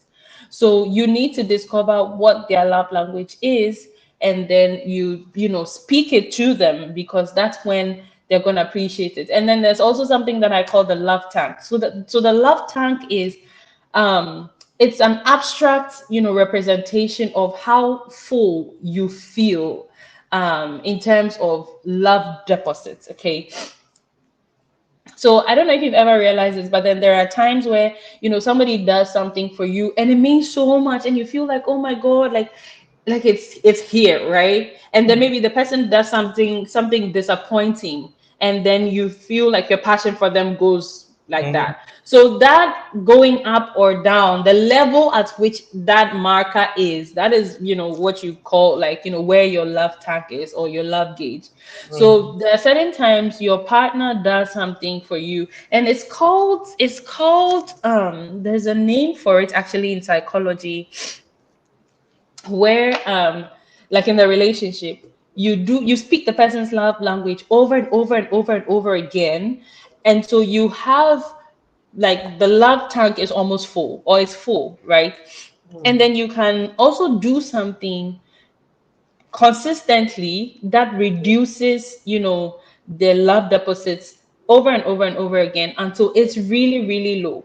Now, if you have, I just wanna find that thing. I know where it is, but so usually what happens is that in most relationships, you're doing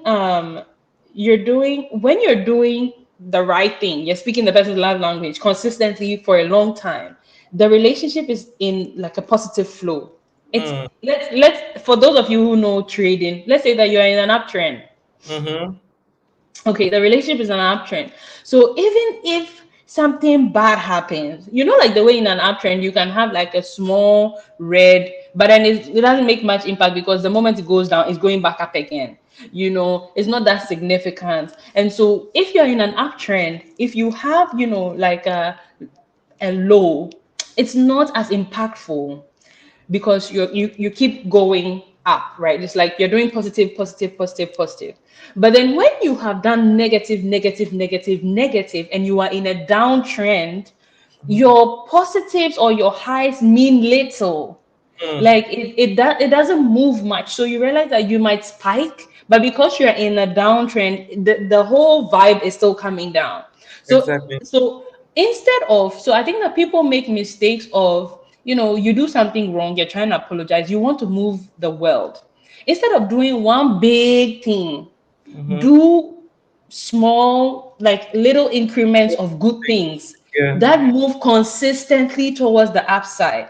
It will Mm, put the relationship in an uptrend, mm, because consistently over time you've been, making deposits of, those positive things, those good things, and it's filling the love tank 2 minutes every day consistently. is better than 2 hours once. Yeah, yeah, and it happens with it's like it's the same for relationships as well, Mm, because you don't fill my love tank to 100 mm-hmm. today and drop it back to like what, 20 tomorrow. But if you keep filling it from like 10 tomorrow, 20 the next day, 30, Mm-hmm. thing is, I'm feeling happy with you because I'm on an ascendancy, right? Mm, And so I feel like that's how to look at relationships. And don't look at relationships based on the one mistake that was made. Look at the trend line. Are mm, we in an uptrend or we're in a low trend? Like we're mm, in a downtrend. If we're in a downtrend, it means that so much has to be done to correct it and move us back upwards. mm, And if you're in an uptrend too, don't get too comfortable, because if you start consistently doing negative stuff, it can easily move you into a downtrend. mm. And so like that's how I kind of abstractly look at it, Right, Yeah. right. Solomon here says that, Miss Zoe, my question is a situation where a lady tells you that the relationship is too smooth and says the relationship is too smooth and so there should be a fight. Is it normal and what usually inspires this? Yeah, I think that I've seen and I've heard like these things, from time to Yeah. time. They just like go create fights and all of that. Mm-hmm. And then when the Yeah. guy that So, gets on it, she mhm. goes like, yeah, he overdid it too much. Oh my goodness, women, God help us. So I think that sometimes people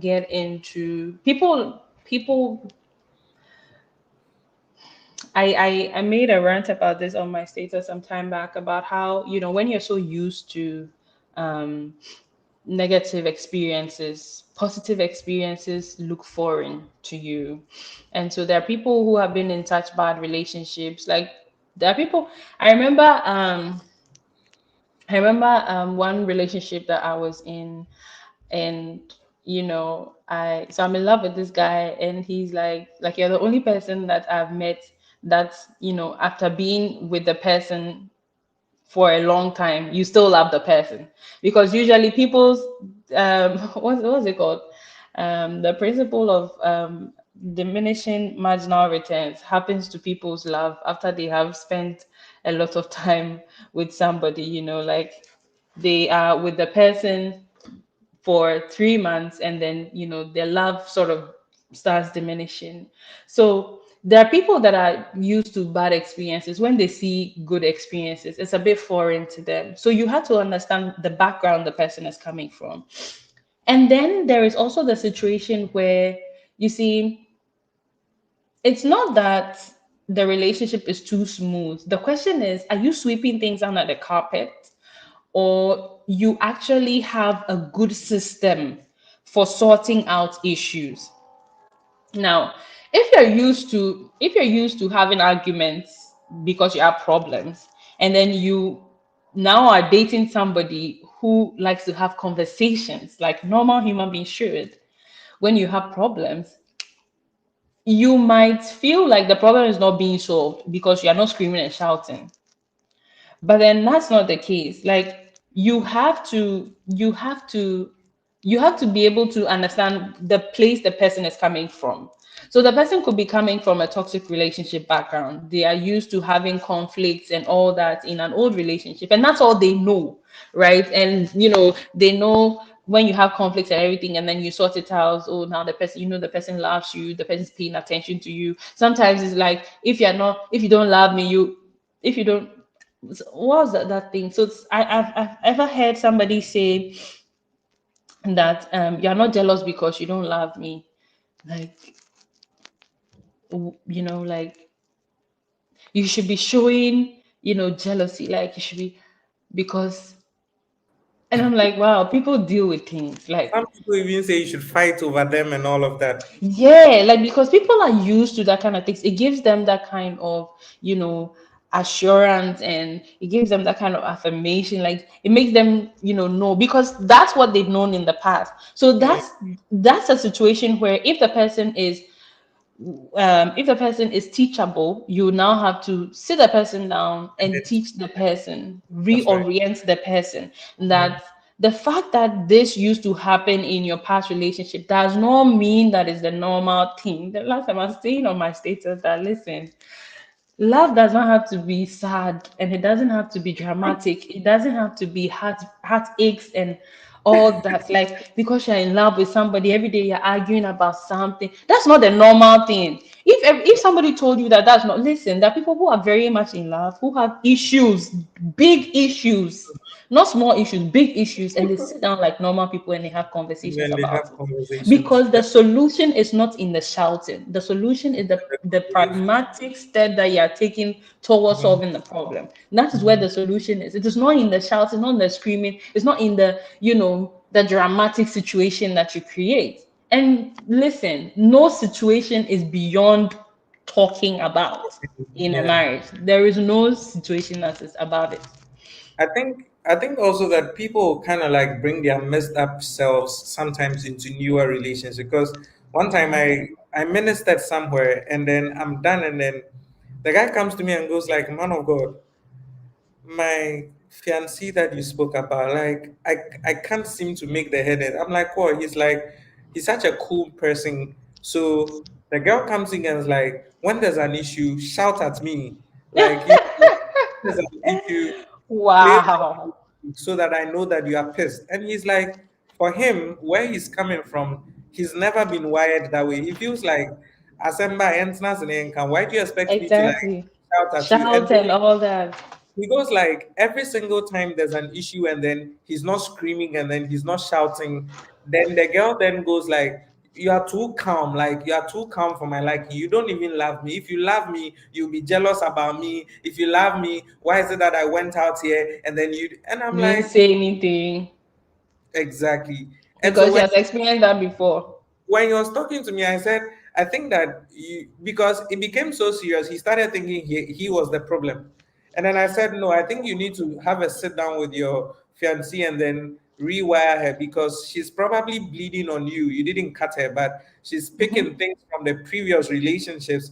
And Mm-hmm. then later he comes back and he goes like, interestingly, three of her previous relationships have been abusive. So the guy like, and it's so serious that he was telling me that it's translated even into sex. And he goes like, whenever they are having sex and it's not violent, she doesn't enjoy it. She wants to be choked. She wants to be, and I'm like, Omo, people are going through it, Sha. It's Listen, people are so broken. People are, I feel like this generation is one generation that needs the most amount of empathetic love. mm, Like, if you're loving somebody in this generation, you have to be patient. You literally have to be First Corinthians 13. You have to be patient, kind, not keep records of wrong, because people are broken and people are not healing, and they're jumping from one relationship to another, and they are hoping that the relationship will heal them, the relationship will make them whole, the relationship will make them feel better. But it usually doesn't. And so when you're dealing with somebody like that, you just need to know that, like, this is problems coming from their past, of course, and yeah, you like, you just really need to be empathetic. And mhm, for people that I call good people, that is like maybe somebody who has not had a traumatic past, who comes from a good home, good training, good, principles and values, like a healthy, wholesome person. If mhm, you, that person, is having to love, somebody who's broken and who is being through some kind of trauma and everything, now the onus is on you to be extra graceful mhm, with the person. Now, the only way I would advise you to continue in such a relationship is if the person is showing willingness to learn and mm, willingness to heal. to Because heal. there are some people who love their wounds and they don't like to heal, Mhm, because their wounds and their problems are their personality. They become so attached to their problems. And this is how such a person. There are people that you meet that they always have something bad to say.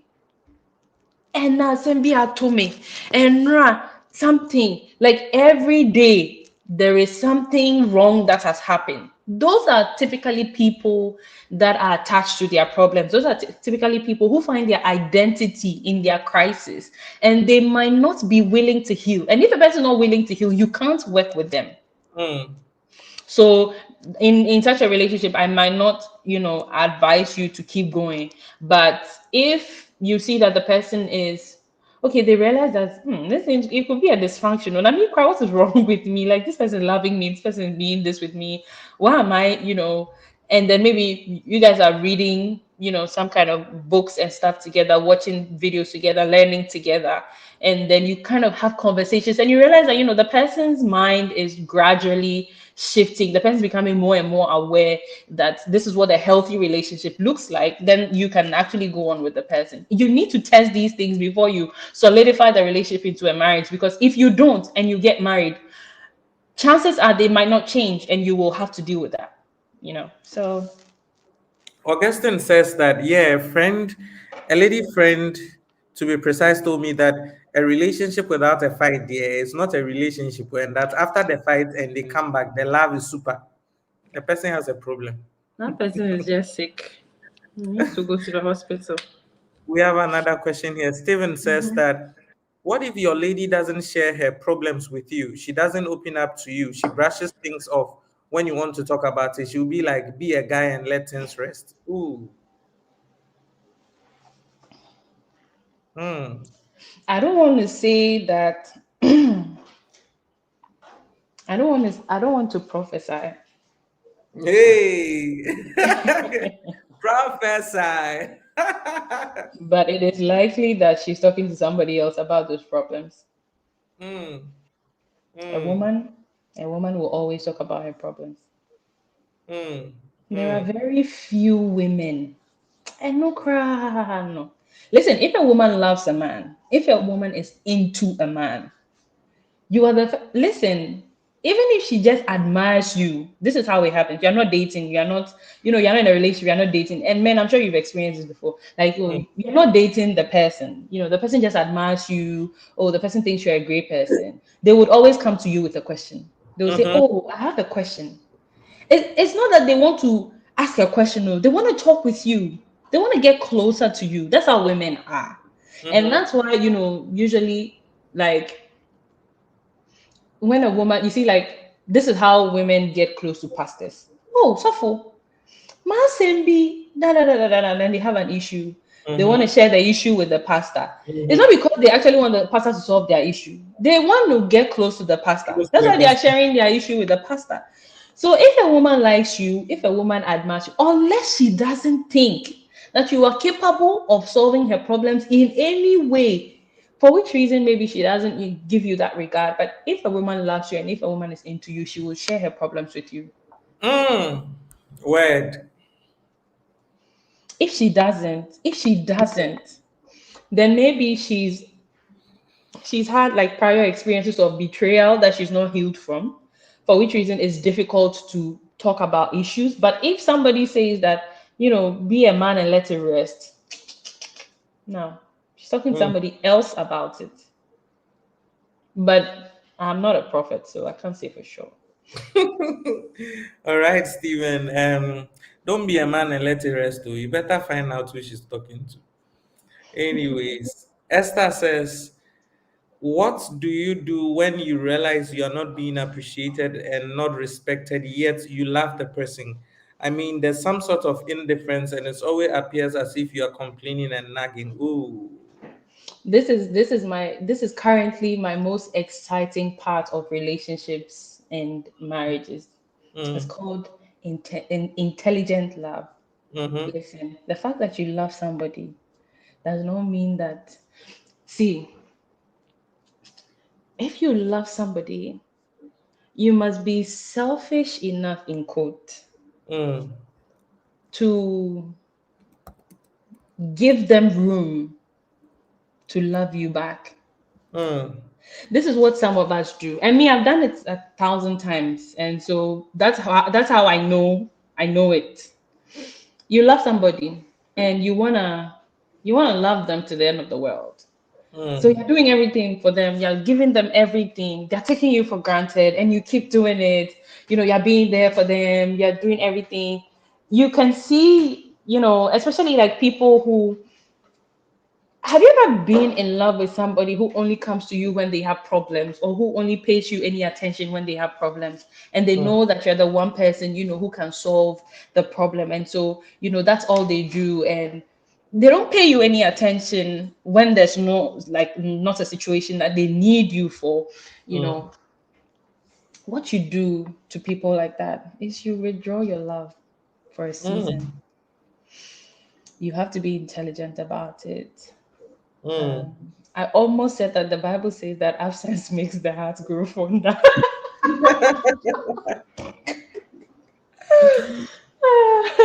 Please, it's not in the Bible. See, absence, there are things. And I mean, for this one, I would direct you to go and read the book 48 Laws of Power. Mm. You have to be intelligent. You need this. Read that book. Listen, love, love is pure. And the reason why I'm asking you to go and read the 48 Laws of Power and apply some of the principles is because if you're a good person and you're loving and you don't love intelligently, you will let someone destroy you because they cannot appreciate the love that you have. And we Exactly. cannot lose another person like you, because those that are like you in this world, we are very few. And so you have to be intelligent about it. If you Mm, realize that, too much familiarity, too much closeness or availability is making the person familiar with you, become scarce, disappear, become unavailable. They are looking for you, but they can't find you. Normal times where they are trying to get in touch with you, for some weird reason, you're busy, you're not available, you're not, and you see, be do what you do best, but don't do it in their face, but just do it close enough so that they can see it. Because listen, admiration breeds love. If you are not allowing, you're not giving the room, you're not giving room for the person to admire you, for the person to appreciate you, they're going to take you for granted. So you have to be intentional about it. I know you love the person, and it probably breaks your heart to even remove yourself from the person's space. But if you want that love to survive, and if you want that love to thrive, you have to be intelligent about it. You cannot be all about your feelings. You see, it is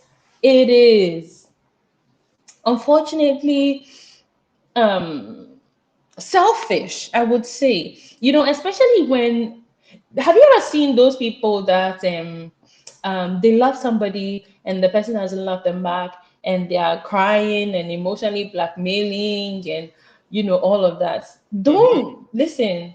I feel like My first broken heart experience. I walked in the room for 45 minutes. I didn't even know I was going why to you. you know don't listen. Do you realize that the most attractive people are the people that pay you the least attention? Mm-hmm. You see, um, when something, people naturally like things they can't have access to. So Mm-hmm. sometimes make yourself unavailable.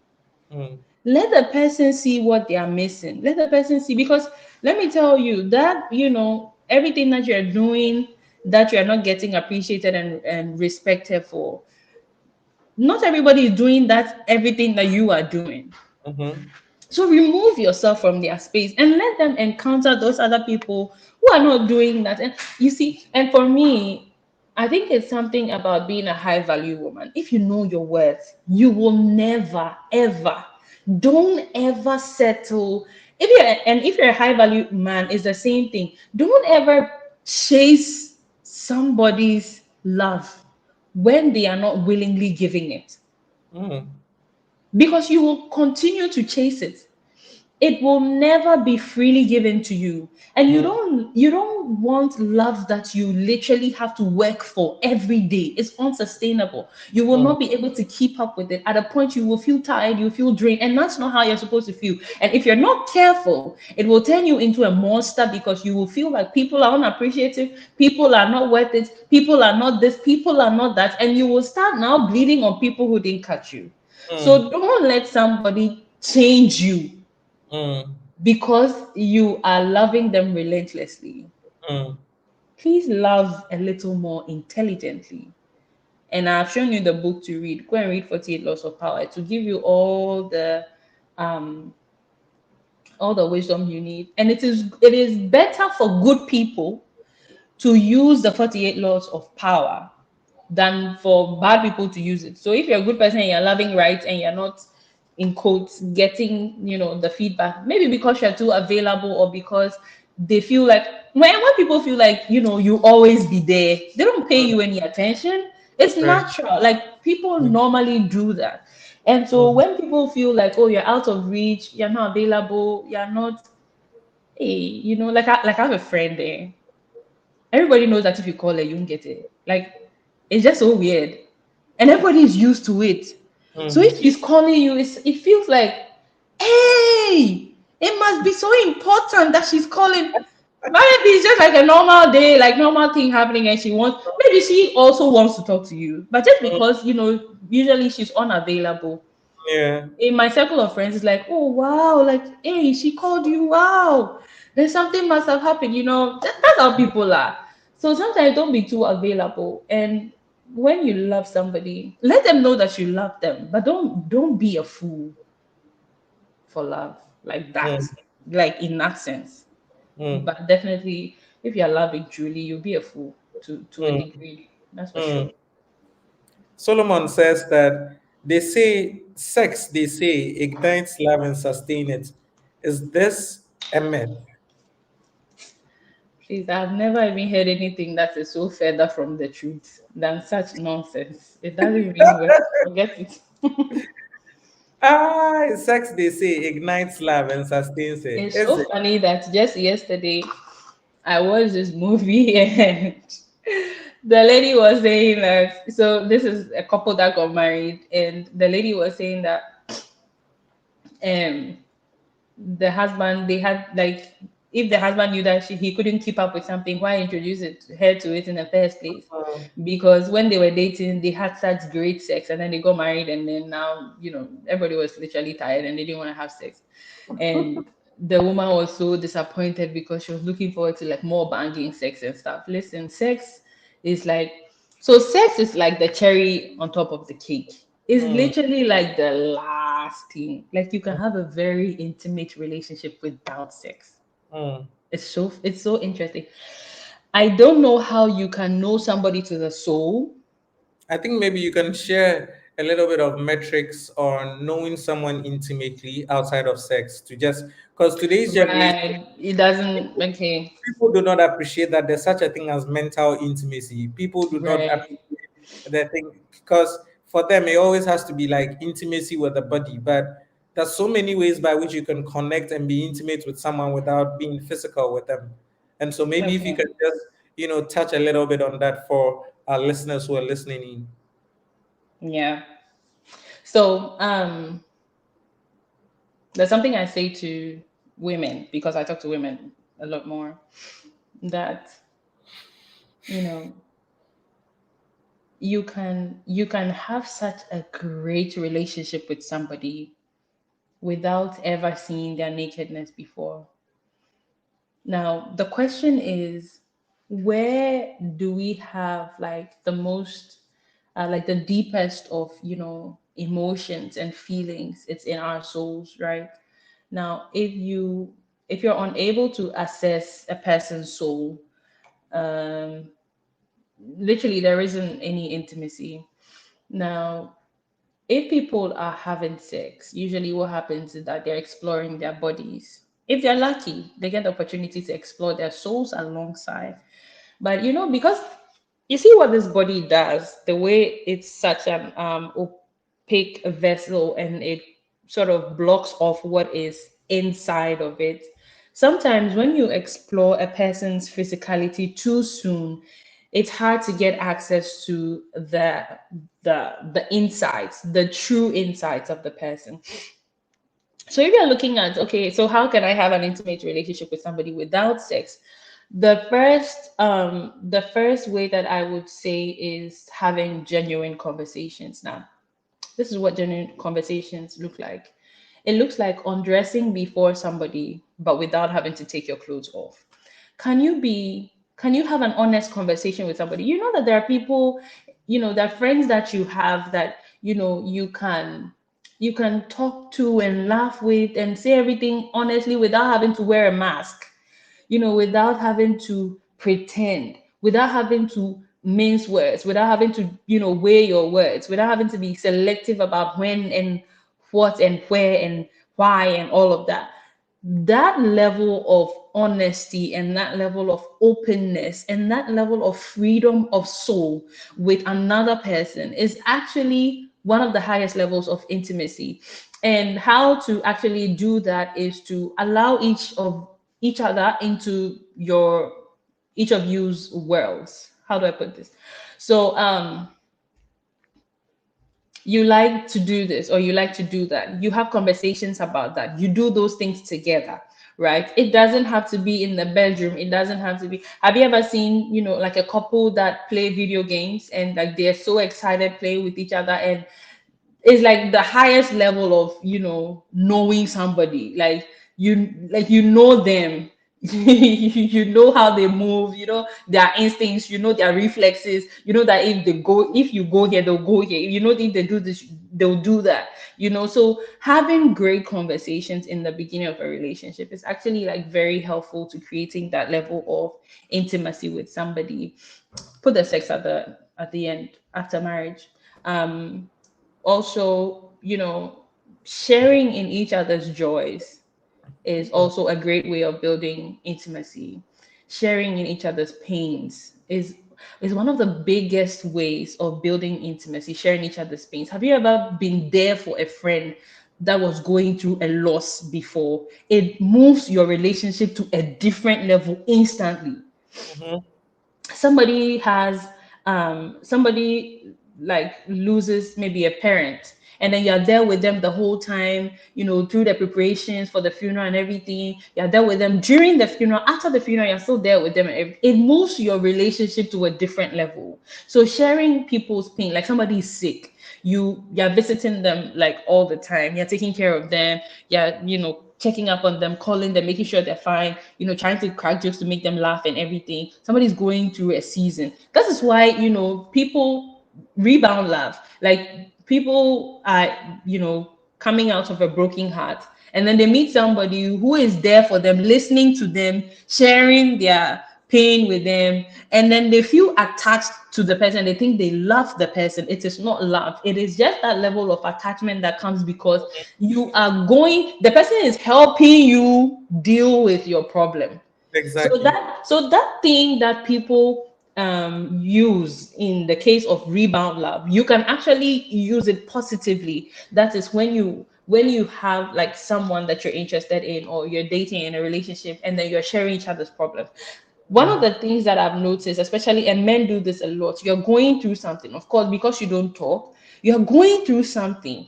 And what you're going through, actually, you could use it as a currency to Mm. move your relationship to another level, but you keep it to yourself. And sometimes, unfortunately, you are talking to somebody else about it. You're talking to somebody else who is not your partner. You're talking to somebody else who's not your wife. You're talking to somebody else about it, like you have like a female bestie that you are sharing your problems with. Trust me, that relationship will always be stronger than the relationship you have with your partner or with your wife or whoever it is. Everybody that you go through problems with, you have a bond on a different level. And I haven't done much research to be able to explain why it Mm. is the case, but I've observed it so much to know that it is the case.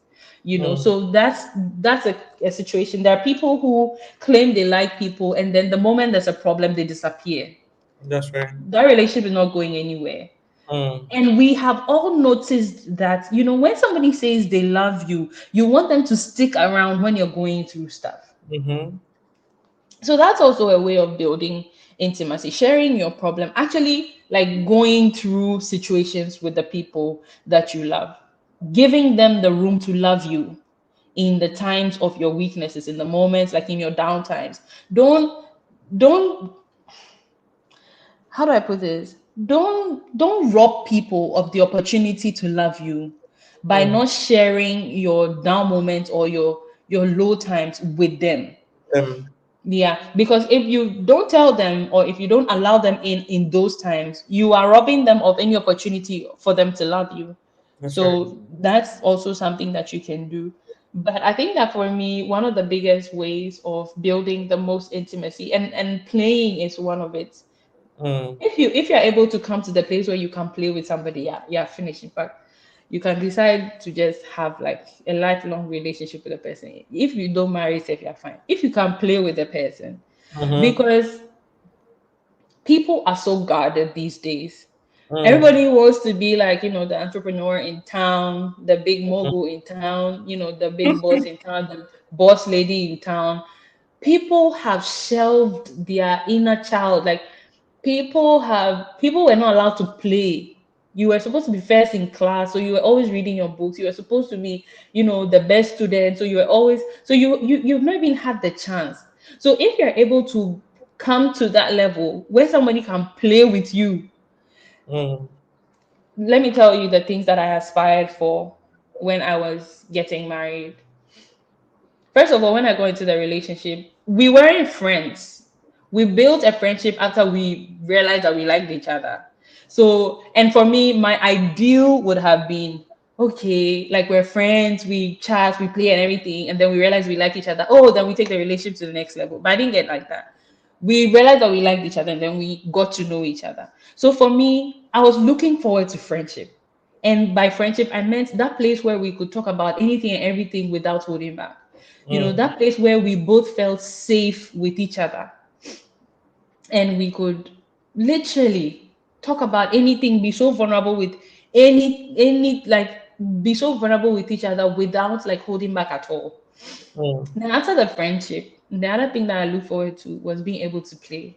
Like being Mm, able to play was like, just being together, laughing, chatting, insulting, like those things. Like like the place where somebody insults you and you don't even take it seriously. mhm, That's a point I wanted to get to. Because I mm. knew that if we get here, the relationship is finished. Like we've exhausted it. There's no going back on this. So those are like a couple of the things that you could do to build intimacy, and you realize that by the time you get to those points, all the walls have fallen off, all are broken down, all the barriers that limit true intimacy have broken down, and you can have like some of the best relationships. Yeah. Right. I think that you've done justice to it. Solomon, you are the one who asked the question. We've given you more than you can take. I hope that you've found value with that. If there's no further question, Zoe, this is love, friendship, and the balance of relationships in our lives, part two. What are your last words, and what would you like to give say to me the give me like people give out there? me like Hey, 5 minutes. Carol just pulled up from Kenya to ask this question. Are you for real? Okay. Is it fine to pause a relationship or prolong it? Carol says that this is coming from my good friend Carol Indida in Kenya. She says, my question is regarding finances in relations. Is it fine to pause a relationship or prolong the dating or courting phase so that you can become financially stable? Hmm. You people, we should do relationship masterclass. Some of the Okay.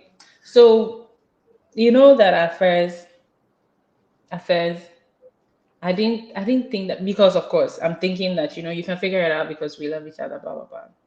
Mhm, Now, what I was gonna go to in my final words, basically, um, first of all, is that when it comes to marriage,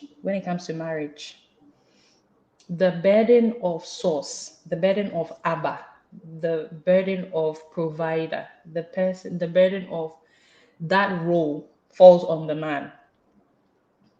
So, in as much as the woman is a helper and she can bring help, the role, the person we hold accountable for the mhm, provision for the marriage is a man. Okay. mhm, Now, the man must not be richer than the woman, hmm, the man must be taller than the woman. mhm, This is what I mean. Money or riches, they can make themselves wings and fly away. mhm, So the fact that you have money right now mhm, does not guarantee that in the mhm. next 5 years you have money. You have money. That's right. So that's not something to look at. Now, if you ask me, is it fine to pause a relationship or prolong the dating so you can become financially stable? I will say yes, in the sense of in the sense that, does the man feel tall enough? And what I mean by tall is that he is capable, competent, and confident that he can provide the needs of the marriage, or he can make provision for the resources that sustain the marriage.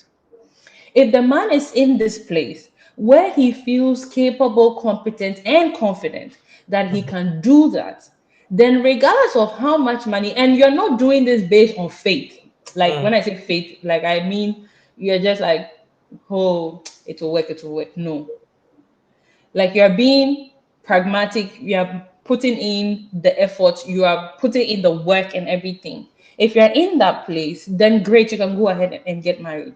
mm, But if the man does not feel that way, then it will be advisable to pause or to hold off the marriage until the man feels that he's in that position. Because, mind you, men are stimulated by winning, achieving, being able to solve problems and everything.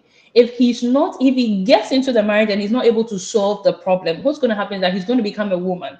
He's going to, feel like a loser. He's going to start nagging, going to start talking, and he will become so emasculated in your eyes that the affection and then the love you had for him will go away. So Mm-hmm. never push a man who feels that he's not ready or he's not tall enough to marry you into marriage.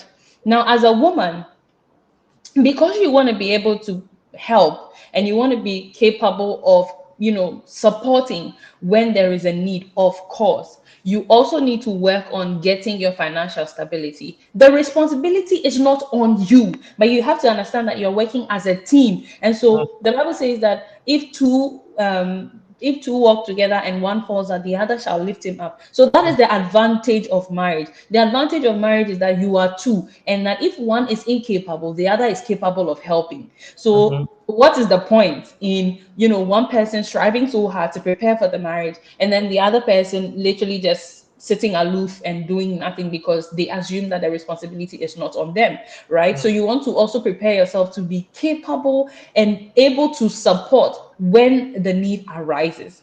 That's Now, right. when it comes to the man being taller than you as a woman, and that's something that I actually consider a principle. What I mean by that is, you see, because the responsibility is on the man, usually they have to be the one towering over the woman. The reason why women struggle with the idea of submission is because you're trying to submit under a man you are taller than. If you Mm. are taller than the man, it requires extra effort to go down and go under. If the man is taller than you, it is natural for you to submit because he's taller than you. Mm. Now, if you are looking at a man and for you all his competence is based on the money that he has, then there's a problem with that outlook, because the fact that he has this amount x amount of money right now does not guarantee that that is the same amount of money he'll have in the future. And so Mm-hmm. you should be able to weigh that man. Now when it comes to marriage, we because of the way marriage has been crafted and the tenets that govern a marriage, you have to be very careful. Now, if a man is taller than you, he should be able to die for you. Mm. If a man is taller than you, he should be able to provide for you, he should be able to teach you. Have you seen By the way we wake up and you mean physical tall? no, no, no, no, no, no, no, no, no, no, no, Mm-hmm. at all. If a man is taller than you, he has to be able to be Jesus to you. The way we wake up in the morning as believers and we pray and we have faith that God will do it. That's the same way when you ask your man that, baby, I want this, I want that. That's the same kind of faith that you should have, that he can do it. Even if he doesn't have the money right now, that he knows how to find a way to do it. I remember one of the questions that I used to ask when I started dating was that, if maybe World War III happens, certificates don't work, your previous track record does not work, nothing works, systems have broken down, nothing works, how will we survive? Mm-hmm. And I need you to be able to give me a plan as a man, that in the situation where there is chaos, that you can by your personal agency organize the chaos and create harmony for me to dwell in. That is how I know that you are taller than me. If because that is how my mind works. My mind works in complex situation. I'm thinking about how can I civilize this complex situation that I have so that I can thrive. But Mm-hmm. then if you cannot, I remember I spoke to a man, and then there was this guy that I had a crush on, serious crush, man. I really, really liked him. And then I was like, oh, like the way you have experience, in banking and everything, like and the way things are changing. Maybe one day you could start a bank, you could do da, da, da, da. And then out of his mouth, he was like, hey, yeah, I cannot even imagine starting a business. So hey, that was the day. The whole crash just Disappeared. The whole class crashed. there was a crash. You know, there are women with different heights, okay? Mm-hmm. So and when I say height, I'm using the word, you know, I don't know the expression. Metaphorically. Yeah, metaphorically, because for competence and expectation and vision, your vision as a man should be bigger than mine. It should be able to swallow me so that I can submit to you. If I have a vision that's bigger than yours and you ask me to submit and I can't, both of us have now a problem because we chose wrongly. Why Mm-hmm. would you choose a woman that's bigger than you and now force her to submit? Why would you choose a man that you feel you're taller than and now, struggle to submit? I feel like people should be able to evaluate, the people that they want to be with honestly and choose wisely. Mm. And so I just transition into my final words. I'm gonna round up soon.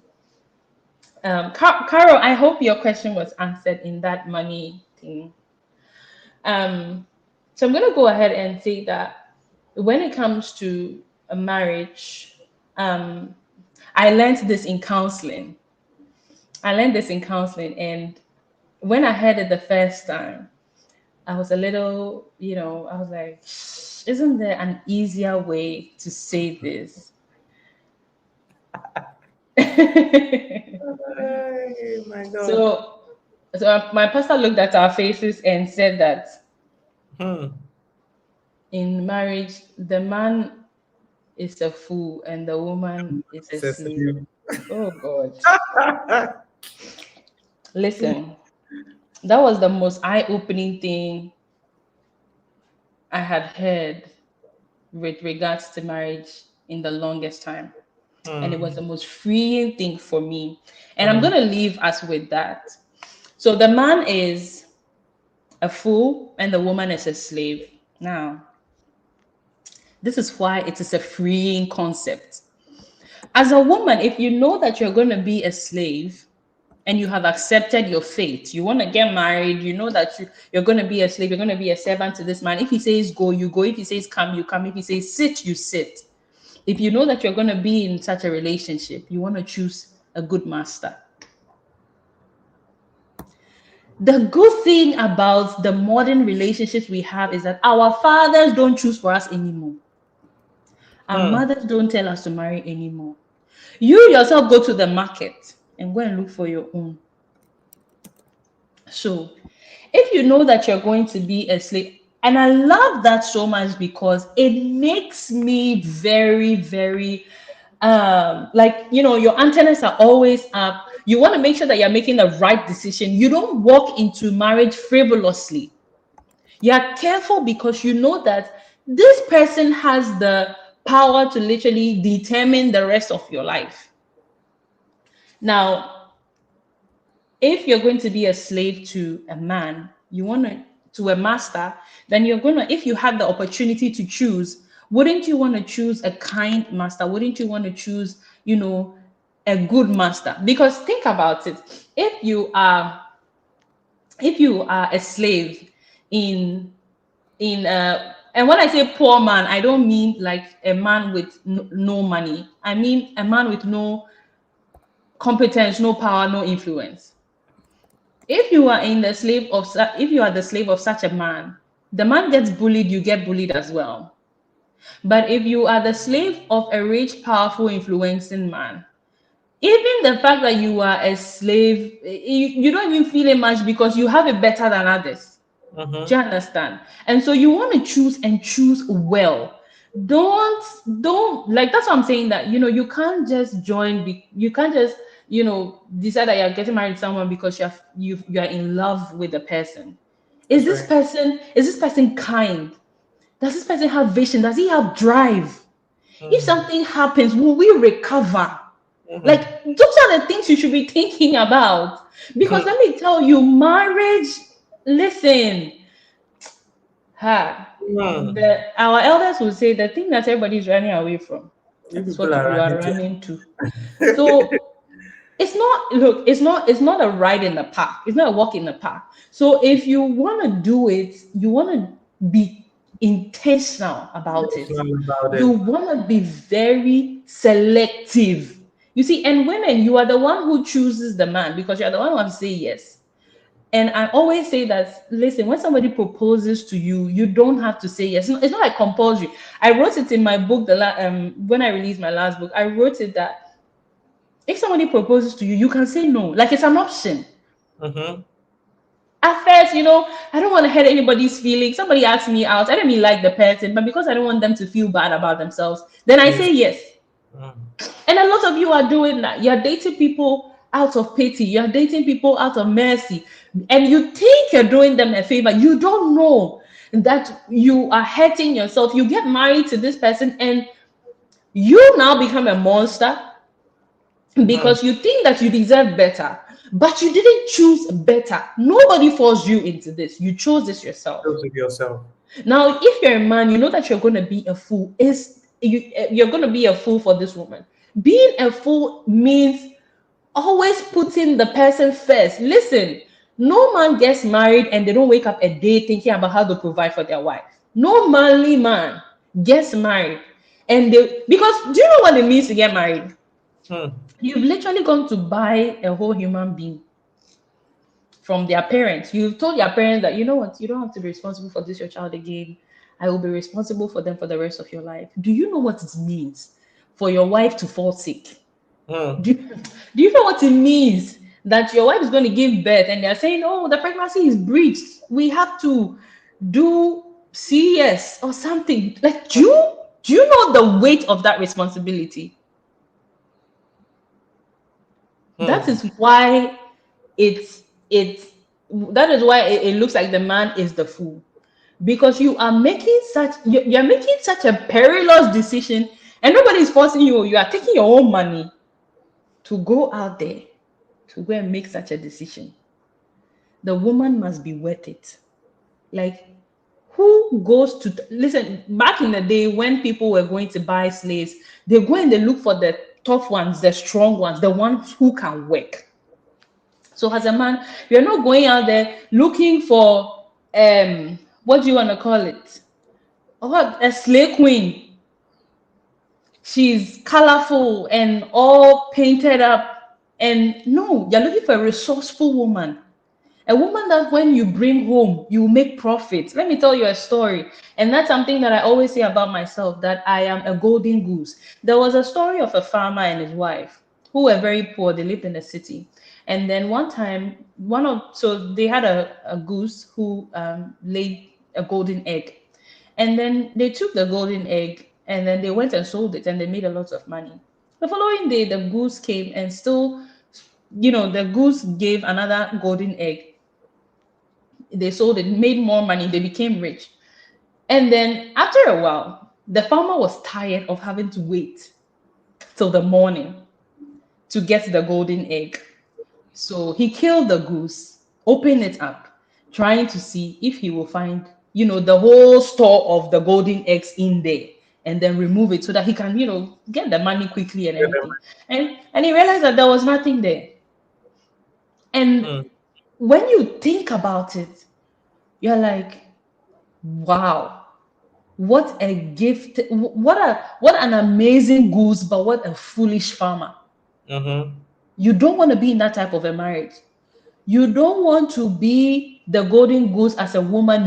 You've married a woman who has potential. You've married a woman who has, the ability to make money for you. And you will kill her because you think she should be this way, she should be that way. You are sitting on top of her gate, forgetting that when she lays the golden egg in the morning, it is you. Because what will the goose eat? What will Mm-hmm. it eat? What will it eat? Even if you give it leftovers from your plate, it will eat. It is there producing for you. The power of a wise man is the fact that he's able to take the power of a woman, add it to his own power, and make sure that they produce the 10,000. Because the Bible says, if one man produces 10,000, that means that 10,000 women will produce 10,000. Can you hear me? Yeah, we can hear Sorry, I had you. a call coming in. That's The Bible fine. says that one will chase 1,000 and two will chase 10,000. if two will chase a 10,000, the wisdom of the man is to be able to take that addition that he has received and convert it to be able to produce the 10,000.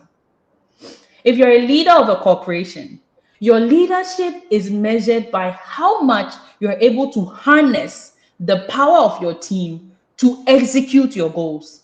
Mm-hmm. That is the kind of responsibility on the man. Mm-hmm. You should be a wise man is the one that is able to take the power of his woman and transform it so that they can meet the goal. Mm. If you don't have this kind of mind, forget it. You're going to waste your time in marriage. You're going to waste your wife's time in marriage because both of you will come, you are two, but you're not producing 10,000. Mm. And so for the woman, your responsibility is to make sure that you're choosing that wise farmer, not the one that will come and kill you and open you to make to see if they can get all the money today. The one that Mm. is patient enough, is wise enough to understand the process of time, to wait for the night to pass and the morning to come so that he can get that golden egg from you. Don't Mm. marry a foolish man who, after you have slaved for him, he will kill you on top. So Mm. I guess those will be my final words. Mm. Because you know that this is the situation you're entering in, you have to make sure that you're going in with intention. Mm. Yeah. I hope Mm. this was worth our time. 2 hours, 22 minutes. Of course, it was time. Of, of course. Semituka from Kumasi and Kamitrim without traffic and Kamie. It was really worth it was really, really worth our time. Thank you so much for making time to be of a blessing to us. Obia sending me Yeah. message or telegram say please part three. Hey. Hey! Hi, Yeah, thank you so much, Zoe, next for year, we'll coming. wait for 2024. Yeah, they should wait for 2024. Some say podcast, yeah, better, yeah, better. But thank you so much for coming in. And guys, don't forget Yeah. to copy the link. I think that we did magic with the last one. Let's do extra magic with this one. People usually would come and then rewatch this later, like what happened last month, and Mm-hmm. we want to make sure that this one is reaching them. So many nuggets that Zoe has shared with us tonight. We learned about a number of myths, the 7 myths when it comes to relationships and then marriages and all of those things. For some of you, you may be listening to these things now, and then you're probably thinking marriage 10 years from today, but you're in a better place to knowledge makes you take well informed decisions, and so you're in a better place now to take very well informed decisions on the people you choose to commit to. At least, if for nothing at all, right from the things that we've learned in this place, you can actually pick and create your own personal metrics by which you want to relate with whoever that you choose to connect with. And so I'm super excited that we did this. It's been 12 months back to back of live stream every month, bringing you guys value. And I'm so glad that we were able to make it today. And I'm thankful to every single guest that has actually taken time off to be of a blessing to us. Zoe has been amazing the past 2 months, and who knows what 2024 will bring to us. I'm not going to jump ahead of us and then tell us what our first month in January 2024, what we'll be looking at for Chokma. But I'm looking forward to bringing you guys, some blockbuster stuff in 2024. And I know that God will help us. I know God will keep us safe. And so copy the link, post on your status socials, be of a blessing to someone. Don't forget to subscribe to my YouTube channel. I call it the hub of constant, consistent value. I'm pouring into you guys from time to time. Next year, myself and the team are already cooking. Be expecting some very interesting conversations on my channel in the coming year. We're looking at bringing you guys some beautiful podcasts as well. So, be expectant, and it promises to be exciting in the coming year. If you're looking for a YouTube channel to find constant, consistent value, obviously it is my channel. Zoe has a YouTube channel as well. You guys should also check it out. Amazing content. I picked the sound from there to do my meditation. It will be of a great blessing to you. So, go check her channel and then her socials out. Thank you guys for making it for this session. Thank you for riding with us throughout 2023. It's been 12 amazing sessions. For me, today, I was like, man, we've been consistent with this. And I know that 2024 will be extra consistent. Even when I had the accident in the month of August, we're still consistent. So um, we'll do better in the coming year. Feel free to, join our Telegram community, and the link will be in the bio. Sorry, the link will be in the comment, the description. Do feel free to join, reach out to me, share your thoughts with me. What are some of the things that you would want to learn in the various or in the subsequent Chokma School sessions for 2024? Let me know about it.